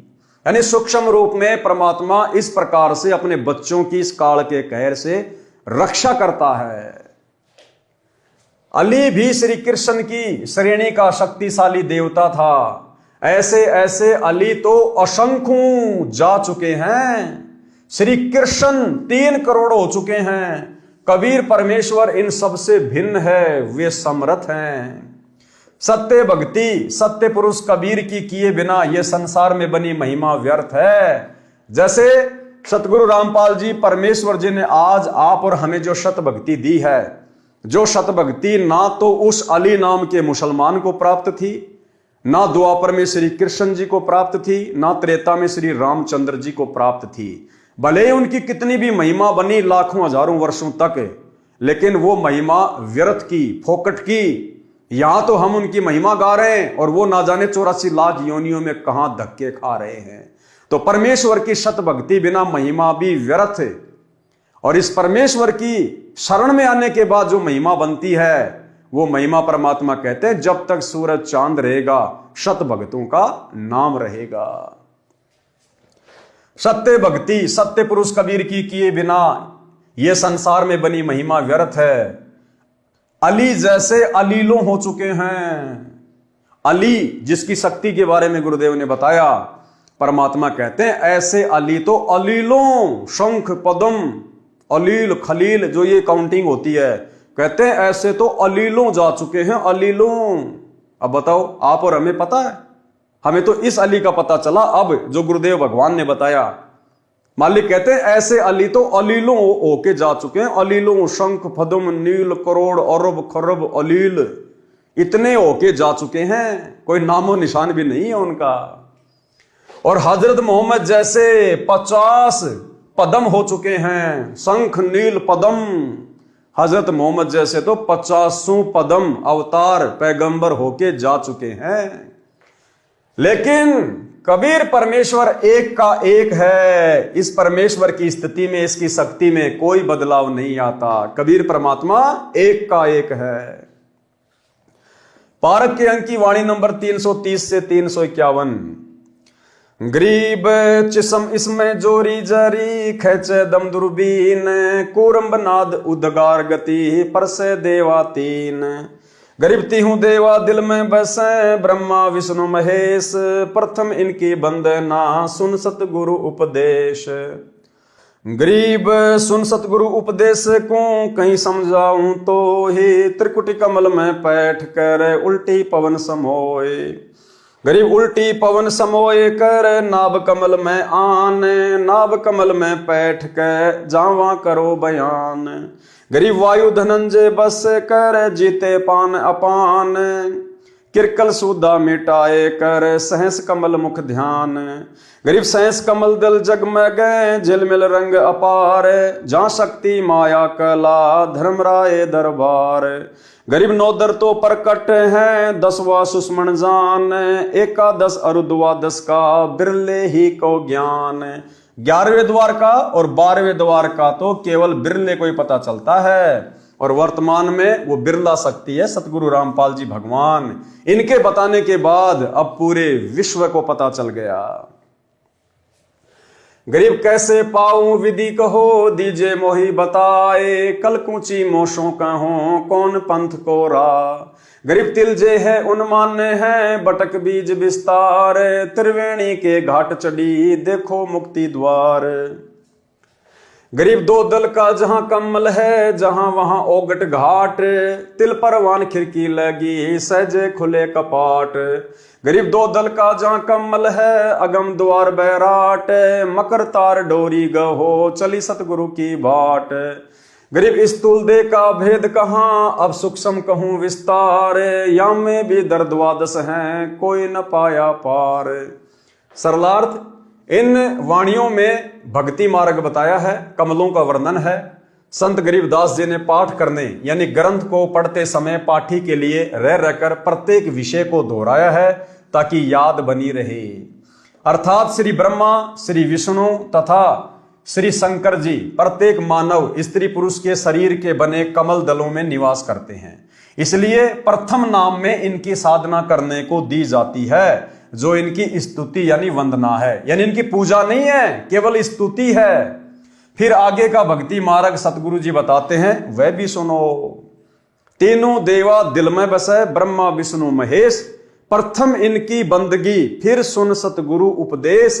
यानी सबसे पहले हमें ब्रह्मा विष्णु महेश के ही नाम दिए जाते हैं। भाई और बहनों, ये तो जगत को समझाने की दृष्टि से, जबकि सर्वप्रथम तो इस प्रथम मंत्र में हम अपने पूज्य गुरुदेव भगवान की पूजा करते हैं, इनकी बंदगी करते हैं। प्रथम मंत्र में सबसे पहले और सबसे लास्ट में पूज्य गुरुदेव जी की पूजा का मंत्र है। यही असल में सार शब्द की पूजा है। कि बीच के मंत्र तो परमेश्वर ने शरीर के कमल में बसे हुए इन देवी देवताओं के इसलिए दिए हैं क्योंकि हम इनके अधीन हैं, इनके लोक में रह रहे हैं, इनका हमारे ऊपर कर्जा हो चुका है। हम यहां जो इस पृथ्वी पर अन्न उपजा रहे हैं, काजू किशमिश सेव संतरे खा रहे हैं, अन्न खा रहे हैं, हवा ले रहे हैं, सूर्य का प्रकाश ले रहे हैं, ये इस काल ने तपस्या करके परमात्मा से प्राप्त किए हुए हैं और यहां मैनेजर बना दिया ब्रह्मा विष्णु महेश को। तो हम ये जो सुविधा ले रहे हैं ना, इसके बदले हम कर्जवान हो रहे हैं। तो परमेश्वर ने इनके मंत्र केवल इसलिए दिए हैं ताकि हम इनकी साधना करें, इनकी मजदूरी करें और हम इनके कर्जे से मुक्त हो जाएं। इनके मंत्रों का जाप करना इनकी पूजा करने में नहीं आता है। असली पूजा तो अपने गुरुदेव भगवान की है। वाणी नंबर 332 से 351 में कमलों का वर्णन है, जो पहले कई बार बता दिया है। कबीर सागर के सरलार्थ में भी परमात्मा ने कई बार कमलों के विषय में खुलकर समझा दिया। आगे ब्रह्म वेदी तथा ब्रह्म काल अंगों में विस्तार से किया गया है, वहां पढ़ें। वाणी नंबर 349 का सरलार्थ है। इस वाणी में स्पष्ट किया है कि कुछ साधक व संत सुरती कमल को अंतिम मंजिल मानते हैं।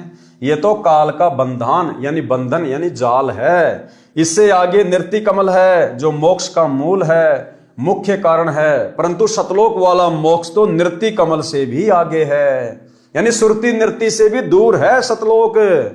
उसको स्थूल शरीर त्याग कर ऊपर जाकर ही देख पाओगे। सत्य साधना करते रहो।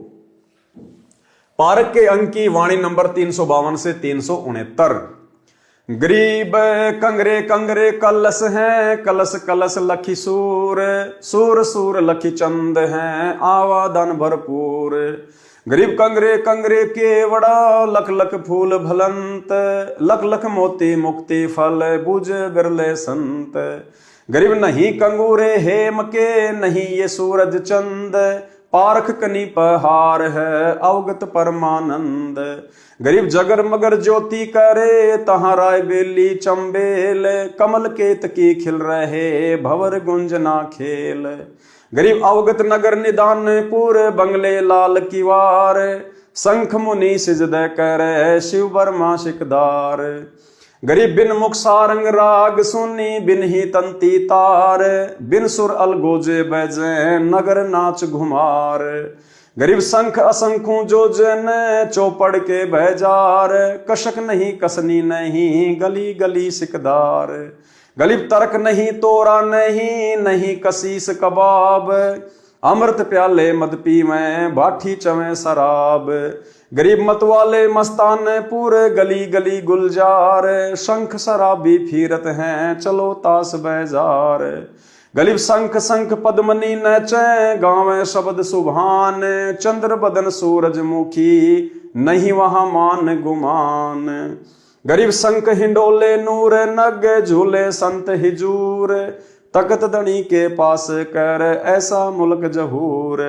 गरीब नदी नाव नाले बगे, छूटे फुहारे सुन, भरे होद सरबर सदा, नहीं पाप नहीं पुण्य।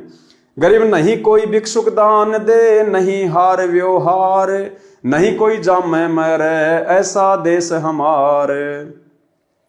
गरीब बाजे घंटा ताल घन, मंजीरे डफ झांझ, मुरली मधुर सुहावनी, निस्बा सर अरु सांझ। गरीब दरवन दमा में बाजही, सेनाई और भेर, शंख तूर तुतकार है, हरदम सुनिए टेर। गरीब बीन बिहंगम झमकही, तनक तंबूरे तीर, राग खंड नहीं होत है, बंद्या रहत समीर। गरीब ताल ख्याल सुर एक गति, राग 36 बैन, सुने तो सन्मुख शीस दे, बिना राग सब फैन। पूज्य गुरुदेव भगवान ने हमारी आत्मा को जगाने के लिए सतलोक में कैसे कैसे सुख है, कितना आनंद है, कितनी मौज मस्ती है, इनका यहां पर जिक्र किया है। गुरुदेव भगवान कह रहे हैं कि यहां जैसे कोई एक बोतल शराब की पीकर और बिल्कुल नशे में चूर होके लड़खड़ाता हुआ चलता है, होश खोके, परमात्मा कहते हैं उस सतलोक में इतना नशा तो ऑटोमेटिक रहता है जैसे यहां पर कोई 100 बोतल शराब की पी ले। लेकिन वो नशा यहां की तरह नहीं होता कि कुछ होश ही नहीं है, कहां पेशाब कर रहा, कहां लैट्रिन कर रहा है। कहते वहां पर हर आत्मा के अंदर इतना नशा तो ऑटोमेटिक रहता है, इतना खुमार चढ़ा रहता है, इतना मदहोश रहता है, इतना आनंद है वहां पर। और भी बहुत सारे सुख भाई और बहनों, अब इन वाणियों को आप और भगत भाई बहन उस तरह से नहीं समझ सकते हैं, नहीं समझा सकते हैं। जिस प्रकार से हमारा बाप इन वाणियों का जूस निकालकर हमें पीने के लिए दे सकता है। तो भाइयों और बहनों, जैसे जैसे परमात्मा ने इन वाणियों का सरलार्थ किया है, थोड़ा बहुत उसी हिसाब से हम इनको ग्रहण करते चलेंगे। गरीब शंख किरनी जहां झिलके ही, शंख पद्म प्रकाश, शंख कला कल धूते है जहां हमारा बास। शंख पद्म प्रकाश, श्री कृष्ण जी के पैर में एक पद्म था, उसी से उसकी ख्याति हो गई, चमकता था। परमात्मा कहते हैं वहां शंख पद्मों जितनी रोशनी सतलोक में ऑटोमेटिक। सरलार्थ, इन वाणियों में सतलोक का वर्णन है। कहा है कि सत्यलोक में सब प्रकार का नृत्य होता है, सब प्रकार के राग होते हैं। सतलोक का संगीत मन भावन है, वहां पर अनेकों सुंदर स्त्रियां नृत्य करती हैं, वहां कोई दुराचार नहीं। जैसे यहां पर पहले होता था मुजरा, बड़े बड़े लोग, पैसे वाले लोग कोठों पे जाया करते थे, बंद कोठे में लड़की नाचती थी, वो आनंद लेते थे। उसके बाद में थोड़ा ये विज्ञान आगे बढ़ी, बॉलीवुड शुरू हो गया, फिल्में शुरू हो गई, सरेआम लड़कियां टीवी चैनलों पर नाचने लग गई, फिल्मों में नाचने लग गई। तरह तरह के संगीत, गाने बजाने, मधुर मधुर आवाजें फिल्मी गानों के रूप में आप और हमें सुनने को मिली। परमात्मा कहते हैं सतलोक की तुलना में यहां के राग, यहां के नाच गाने कुछ भी नहीं है, और ना यहां की औरतें। सतलोक में जो सुंदर सुंदर स्त्रियां हैं, उनके पैर के मैल के बराबर भी इस 21 ब्रह्मांड की सबसे सुंदर कोई स्त्री नहीं है। फिर पृथ्वी लोक की ये छोटी मोटी 4-5 फुट की स्त्रियों की तो भाई और बहनों बिसात ही क्या है। तो परमात्मा कहते हैं वहां पर शंखों स्त्रियां नृत्य करती हैं, नाचती हैं, मन भावना संगीत है। अगर वो संगीत यहां पर आप और हम आत्माओं को सुना दिया जाए, भाई और बहनों, हम जीना छोड़ देंगे, हम शरीर त्याग देंगे। ये आत्मा फिर शरीर में रह नहीं सकती, बेचैन हो जाएगी। जिस प्रकार धर्मदास जी सतलोक गए, वहां के ठाठ बाट देखे तो रोने लग गया कि मोहे ना भेजो भगवान हमसे बिगड़ी है, मोहे राख लियो भगवान हमसे बिगड़ी है। कि परमात्मा वो तो बहुत गंदा लोक है यहां की तुलना में, अब मुझे नीचे ना भेजो। तो भाई और बहनों, अगर वो संगीत और वो सुंदरता यदि परमात्मा हमें एक बार जरा सी झलक दे दे, हम यहां पर पागल हो जाएं, पागल, हम जी नहीं सकते यहां पर। अरे लड़का लड़की आपस में प्रेम कर लेते हैं युवा अवस्था में, और वो लड़का लड़की आपस में इतने पागल हो जाते हैं इस हाड़ मांस के शरीर में विषय वासनाओं को लेकर, अपने जन्मदाता मां बाप तक को छोड़ देते हैं, उनको ठोकर तक मार देते हैं। तो सोचिए भाई और बहनों, वो वास्तविक नूरी शरीर, नूरी रूप, नूरी सुंदरता अगर परमेश्वर हमें एक झलक दिखा दे, हम यहां पर जीवित ही मर जाएंगे, जीवित ही। लेकिन परमेश्वर इस ज्ञान से हमारे को वहां की सुंदरता से परिचित करवाएंगे, इस ज्ञान से हमारे को वहां के सुखों का और यहां के दुखों का परमेश्वर अनुभव करवाएंगे। तभी हम वहां स्थायी रूप से टिक पाएंगे। अन्यथा यदि परमेश्वर हमें कच्चेपन में सतलोक लेकर गए, हालांकि परमात्मा तो नहीं लेके जाएंगे, उनको तो पता है, लेकिन एक उदाहरण पेश किया परमात्मा ने हजरत मोहम्मद जी का। हजरत मोहम्मद जी को परमात्मा सतलोक लेकर गए थे, लेकिन वो सतलोक में नहीं रहे, उनका मन वहां नहीं लगा, क्योंकि उनको ज्ञान नहीं हुआ। और यहां उनके बहुत सारे भगत बन चुके थे, उनके चेले बन चुके थे, उनकी महिमा हो चुकी थी, तो उन्हें यहीं की महिमा अच्छी लगी। तो इसी प्रकार भाई और बहनों, यदि बिना ये तत्व ज्ञान हमारे हृदय में जमाए गुरुदेव हमें सतलोक ले भी गए, तो भाई और बहनों, यहां से जब तक हमारी आस्था पूरी तरह से नहीं हटेगी, सतलोक में हमारी आस्था नहीं लग सकती। तो परमेश्वर कह रहे कि वहां के जो सुख हैं, वहां के सुखों का यहां पर वर्णन भी बड़ी मुश्किल से किया जाता, बड़ी मुश्किल से। वो अकय लोक है, वहां के सुखों के विषय में कहा नहीं जा सकता। लेकिन फिर भी ये समर्थ परमात्मा आप और हमें जैसे तैसे करके समझा रहे हैं, हमारी आस्था इस गंदे लोक के झूठे सुखों से हटाने के लिए। तो क्या कह रहे हैं परमात्मा कि वहां पर कोई दुराचार नहीं है। जब वहां पर औरतें डांस करती हैं, नाचती हैं, तो हमारे मन में कोई पाप नहीं आता, विषय वासना नहीं जागती, दुराचार नहीं आता। जैसे कोई बहुत सुंदर स्त्री है और वो भले ही नंगी होके डांस करने लग जाए अपने घर पर एक कमरे में, और वहीं उसका 6 महीने का या 1 साल का उसका बेटा या बेटी भी है, उस बेटा बेटी के मन में किसी प्रकार का कोई विकार उस सुंदर स्त्री को नाचती हुई को देखकर नहीं आएगा। इसी प्रकार सतलोक में भाई और बहनों हमारा नूरी शरीर है, उस नूरी शरीर में विकार नहीं है, विषय वासना नहीं है, नामो निशान नहीं है, इसलिए वहां पर दुराचार नहीं है, मन में कोई मैल कोई पाप नहीं है। इन वाणियों में सतलोक का वर्णन है, कहा है कि सतलोक में सब प्रकार का नृत्य होता है। अब यहां का झूठा नृत्य और हाड़ मांस का शरीर उन एक्ट्रेस का, हीरोइन का, टट्टी पेशाब उनके शरीर में भरा पड़ा, थूक लार हैं जेर उनके शरीर में भरी पड़ी। हम तो उनका डांस देख के खुश हो रहे हैं और उसको पता नहीं कौन सी बीमारी ने घेर रखा है। वो दिखावट में हंस हंस के डांस कर रही है 2 पैसों के लिए, क्या पता उसको उस समय लैट्रिन लग रही है, पेट में दर्द हो रहा है, लेकिन झूठी मुस्कुराहट 2 पैसे कमाने के लिए, और हम उसको देख के खुश हो रहे हैं। परमात्मा कहते हैं जब सतलोक वाला डांस तुम्हें देखने को मिलेगा ना, इस डांस की तरफ तो कभी सौपन में भी मुंह नहीं करोगे, सौपन में भी। तो भाई और बहनों हमने तो गांठ बांध लेनी है, कमर कस लेनी है, सर के कफन बांध लेना है, हमने सतलोक चलना है। अब की बार सभी भाई बहन सतलोक में डांस देखेंगे, सतलोक में डांस करेंगे, सतलोक के सुख भोगेंगे, अपने परमात्मा से दिन रात उनके चरणों में उनकी चंपी करते समय, क्योंकि हमने गुरुजी को रिझाना पड़ेगा, प्रसन्न करना पड़ेगा। घर घर बेड लगवा दिए परमात्मा ने, इसीलिए लगवाए कि बच्चों मुझे प्रसन्न करो।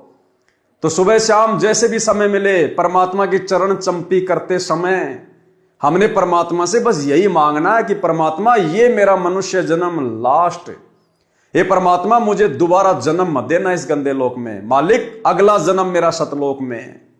एक ही विनती।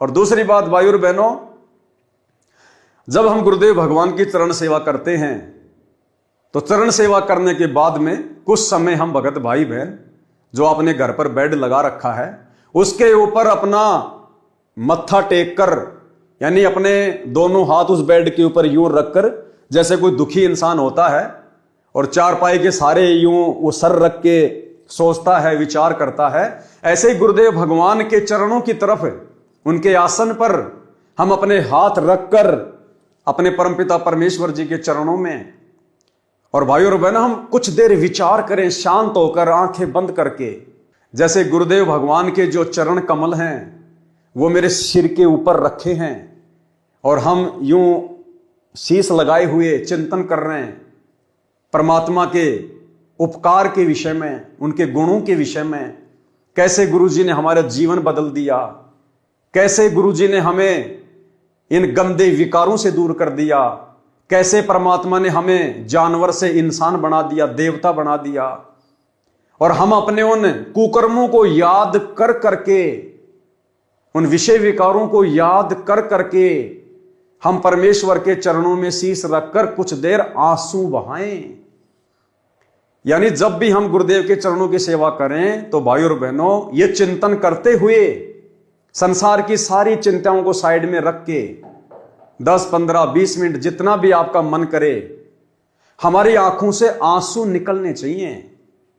ज्यादा भी नहीं तो एक टपका तो हमारी आंख से आंसू आना ही चाहिए, उन बुरे दिनों को याद करके और सतलोक के सुखों को याद करके, और मन में ये डर कि परमात्मा जो आपने महिमा अपने लोक की बताई है और यहां के जो दुख हमें दिखा दिए, बता दिए, परमात्मा यदि हमें अब की बार मोक्ष नहीं मिला, अगर किसी भी कारण से ये कुत्ता, ये कुतिया अगर रह गई, तो परमात्मा मैं तो उन सुखों से वंचित रह जाऊंगा। फिर ना जाने हजारों करोड़ों लाखों युगों बाद ना जाने कब इस कलयुग की पिछली पीढ़ी में आप मेरा हाथ पकड़ोगे। तो ये भय होना चाहिए हमारे अंदर, और अपने गुरुदेव भगवान की मन मोहिनी सूरत को ध्यान में रखते हुए आधीनी से हमारी आंखों से ज्यादा भी नहीं तो भाई और बहनों एक आंसू तो निकलना चाहिए। और जिस दिन आपकी आंखों से आंसू नहीं निकलते हैं तो समझ लेना उस दिन आपने उस श्रद्धा से, उस भाव से भक्ति नहीं की है। उस दिन आप संसार में ज्यादा रमे हैं, आप अन्य सांसारिक कार्यों में, कोई काम धंधे में ज्यादा दिमाग लगाया आपने, उस दिन आपके मन में वो भाव जागृत नहीं हो पा रहे। क्यों? क्योंकि उस दिन भक्ति भाव ज्यादा आपके नजदीक नहीं रहा। अन्यथा जब भी हम गुरुदेव के चरणों की सेवा करें और कुछ देर उनके चरणों में अपना माथा रखकर चिंतन करें, ऑटोमेटिक भाई और बहनों आंसू आने चाहिए, और आएंगे यदि हम शांत स्वभाव में बैठ के इस परमेश्वर के द्वारा किए गए उपकारों को याद करेंगे कि परमात्मा आपने हमें नव जीवन दिया, नव जीवन मालिक मेरी श्वासें शेष नहीं थी। उन घटनाओं को याद करो जब कभी आपका एक्सीडेंट हुआ होगा, कभी आप रोगी हुए होंगे, कभी आपके ऊपर कोई हार्ट अटैक आया होगा, ऐसी किसी बीमारी ने आपको घेरा होगा, भले नाम दीक्षा से पहले, संकल्प से पहले, उस समय भी यही परमात्मा हमें बचाने वाला था। और वर्तमान में तो सौ सुख दे दिए। सबसे बड़ा सुख मानसिक सुख है, परम शांति। हमें दुनिया की आग से दूर कर दिया, विषय वासनाओं से दूर कर दिया, हमें मोक्ष का मार्ग दे दिया। तो इतना सब कुछ जो गुरुदेव ने हमारे ऊपर उपकार किया है, यदि हम इसको याद करेंगे 5 मिनट भी, तो भाई और बहनों ऑटोमेटिक आत्मा रोएगी, आंखों से आंसू आएंगे। और जिस दिन आंसू नहीं आ रहे हैं तो समझ लेना उस दिन आपकी भक्ति उस हिसाब से नहीं हुई है जितनी होनी चाहिए थी। इन वाणियों में सतलोक का वर्णन है। कहा है कि सतलोक में सब प्रकार का नृत्य होता है, सब प्रकार के राग होते हैं। सतलोक का संगीत मन भावन है, वहां पर अनेकों सुंदर स्त्रियां नृत्य करती हैं, वहां कोई दुराचार नहीं है। सतलोक में कोई निर्धन नहीं है, न कोई भीख मांगने वाला है, न कोई दान देने वाला, वहां न कोई संसार की तरह व्यवहार करने वाला है। वहां पर परमात्मा के भंडारे से सबको खाने को मिलता है, वहां कोई जन्मता मरता नहीं। हमारा सतलोक ऐसा स्वच्छ देश है। वाणी नंबर 370 से 375 में बताया है कि जैसे श्री रामचंद्र जी अपनी भक्ति की शक्ति से अयोध्या नगरी के सब व्यक्तियों को स्वर्ग ले गए, जो संख्या में 10 लाख थे। राजा जनक जी नरक में पड़े 12 करोड़ जीवों को स्वर्ग ले गए। इनमें स्पष्ट किया है कि काल के लोक में दुख सुख कहर मेहर सब कर्मों के अनुसार चलता है। जन्म मृत्यु भी सदा रहती है, स्वर्ग नरक का चक्कर भी सदा रहता है। परंतु कबीर परमेश्वर की भक्ति से जन्म मरण सदा के लिए समाप्त हो जाता है। राजा जनक वाला जीव स्वर्ग समय भोगकर पुण्य समाप्त करके श्री नानक रूप में जन्मा। परमात्मा कबीर जी ने उसका जन्म मरण समाप्त किया। श्री दादू दास जी का जन्म मरण सदा के लिए समाप्त किया। श्री राम जी अयोध्या को स्वर्ग ले गए, स्वयं श्री कृष्ण जी रूप पुनर्जन्म में आए। राजा जनक 12 करोड़ को स्वर्ग ले गए, स्वयं श्री नानक जी के रूप में जन्म लिया। इसलिए परमात्मा कबीर जी की भक्ति से परम शांति यानी जन्म मरण से सदा के लिए मुक्ति मिलती है, तथा परम धाम यानी सत्य लोक मिलता है, जो सुख सागर है। परमात्मा कबीर जी का कलयुग में प्रकट होने का प्रकरण पारक के अंक की वाणी नंबर 376 से 380। गरीब 84 बंधन कटे कीनी कल्प कबीर, भवन चतुर्दश लोक सब टूटे जम जंजीर। गरीब अनंत कोटि ब्रह्मांड में बंदी छोड़ कहाए, सो तो एक कबीर है जननी जन्या न माए। गरीब शब्द स्वरूपी साहिब दैनी, शब्द सिंध सब माही, बाहर भीतर रम रहा जहां तहां सब ठाही। गरीब जल थल पृथ्वी गगन में, बाहर भीतर एक, पूर्ण ब्रह्म कबीर है अवगत पुरुष अलेख। गरीब सेवक होय के उतरे इस पृथ्वी के माही, जीव उदाहरण जगत गुरु बार बार बलि जाही। सरलार्थ, इन वाणियों में परमात्मा कबीर जी के कलयुग में प्राकाट्य का प्यारा वर्णन है, जो इस प्रकार है। वाणी नंबर 376 से 380 में परमात्मा कबीर जी की महिमा का वर्णन है। किसकी? परमात्मा कबीर जी की महिमा का वर्णन है। कहा है कि कबीर परमेश्वर बंदी छोड़ हैं, अनंत करोड़ ब्रह्मांडों में बंदी छोड़ के नाम से प्रसिद्ध हैं। बंदी छोड़ का अर्थ है कैदी को कारागार से छुड़ाने वाला। हम सब जीव काल ज्योति निरंजन की कारागार में बंदी यानी कैदी हैं। इस बंदी गृह से केवल कबीर परमात्मा ही छुड़ा सकते हैं। और एक सत्संग में गुरुदेव भगवान ने बिल्कुल क्लियर कर दिया। गुरुदेव ने कहा कि अमर करूं शतलोक पठाऊं, ताते बंदी छोड़ कहाऊं। और फिर गुरुदेव ने कहा कि जो सच्चा गुरु होगा, जो सच्चा गुरु होगा वो बंदी छोड़ ही होगा। और बंदी छोड़ कौन है भाई और बहनों? कबीर परमात्मा। और दूसरा सृष्टि में कोई बंदी छोड़ नहीं है। और गुरुदेव क्या कह रहे हैं? जो सच्चा गुरु होगा वो बंदी छोड़ ही होगा। तो वर्तमान में सच्चे गुरु कौन? सतगुरु रामपाल जी। तो कौन हुए सतगुरु रामपाल जी? बंदी छोड़। और बंदी छोड़ कौन? कबीर भगवान। तो कौन हुए सतगुरु रामपाल जी? स्वयं कबीर भगवान। सुनिए छोटा सा सत्संग। तो जल बूढ़त पकड़ो हाथा, अपने गुरु जी के प्रति ऐसी विनम्रता हो। बंदी छोड़ हे गुरु, क्योंकि गुरु होगा वो बंदी छोड़ ही होगा। बाकी नकली गुरु है, वह गुरु भी नकली गुरु है और वो बंदी छोड़ हो ही नहीं सकते। तो जो सही गुरु होगा वो बंदी छोड़ होगा। अमर करूं सतलोक पठाऊं, ताते बंदी छोड़ कहाऊं। अमर करूं और काल की बंद से छुड़वा कर सतलोक ले जाऊं, इसलिए मैं बंदी। तो भाई और बहनों, आप और हमारे विश्वास को दृढ़ करने के लिए सतगुरु महिमा गुरुदेव भगवान ने साध संगति से जुड़े हुए भाई बहनों को निमित्त बनाकर संगत में शुरू करवाई। क्योंकि गुरु को परमेश्वर माने बिना इस सत भक्ति में गुरु ही परमात्मा होता है। एक सत्संग में गुरुदेव ने स्पष्ट कर दिया कि अगर कोई गुरु है तो केवल कबीर परमात्मा, दूसरा कोई गुरु हो ही नहीं सकता। सतगुरु तो इसलिए कहना पड़ गया क्योंकि नकली गुरु काल ने बहुत ज्यादा पैदा कर दिए, अन्यथा गुरु शब्द ही काफी है। और उस गुरु की भूमिका केवल कबीर परमात्मा ही करता है। गुरु यानी ज्ञान देने वाला। सृष्टि में जगत गुरु केवल एक ही है, कबीर भगवान। दूसरा कोई जगत गुरु नहीं हो सकता, बाकी सब जीव हैं। फिर परमात्मा ने, फिर धर्मदास जी चिंतित हो गए कि भगवान फिर कैसे बात बनेगी। तो परमेश्वर ने कहा कि 12 में पंथ, जब गरीबदास का पंथ चल चुका होगा, इन 12 में तो वो बात बने नहीं। 12 में पंथ में हम ही चल आवें और सभी पंथों को मिटाकर एक पंथ चलावें। और 12 में पंथ में ये दास भेज दिया परमात्मा ना आए तो गरीबदास पंथ में रामपाल दास।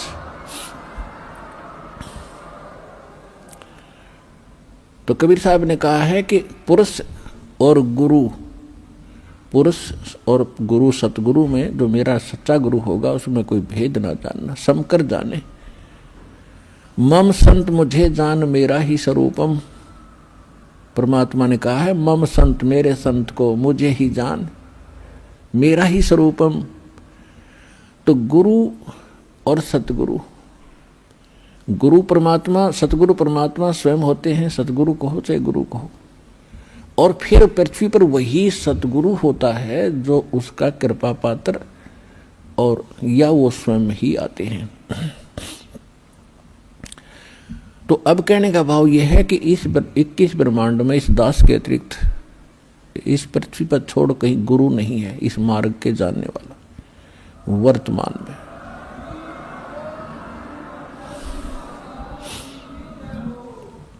अब हम वहीं आते हैं जहां से प्रसंग शुरू हुआ था। तो आज जो जगत गुरु की भूमिका कर रहे हैं, जो गुरु की भूमिका कर रहे हैं, सतगुरु की भूमिका कर रहे हैं, तत्वदर्शी संत की भूमिका कर रहे हैं, कौन? सतगुरु रामपाल जी परमेश्वर। तो इनके अलावा, हमारे पूज्य गुरुदेव के अलावा दूसरा कोई भगवान नहीं, कोई कबीर नहीं। ये बात जितनी जल्दी हमारे दिलो दिमाग में बैठ जाए हमारा भला, अन्यथा भाई और बहनों ये कलयुग की बिचली पीढ़ी भी हमारी व्यर्थ ही जाएगी। तो भाई और बहनों, आज की वीडियो में केवल इतना ही। गुरुदेव के आशीर्वाद से कल रात्रि 8 बजे सभी भाई बहन फिर से लाइव जुड़िए। तब तक सतगुरुदेव भगवान आप और हमें आज्ञा दें, इजाजत दें, आशीर्वाद दें।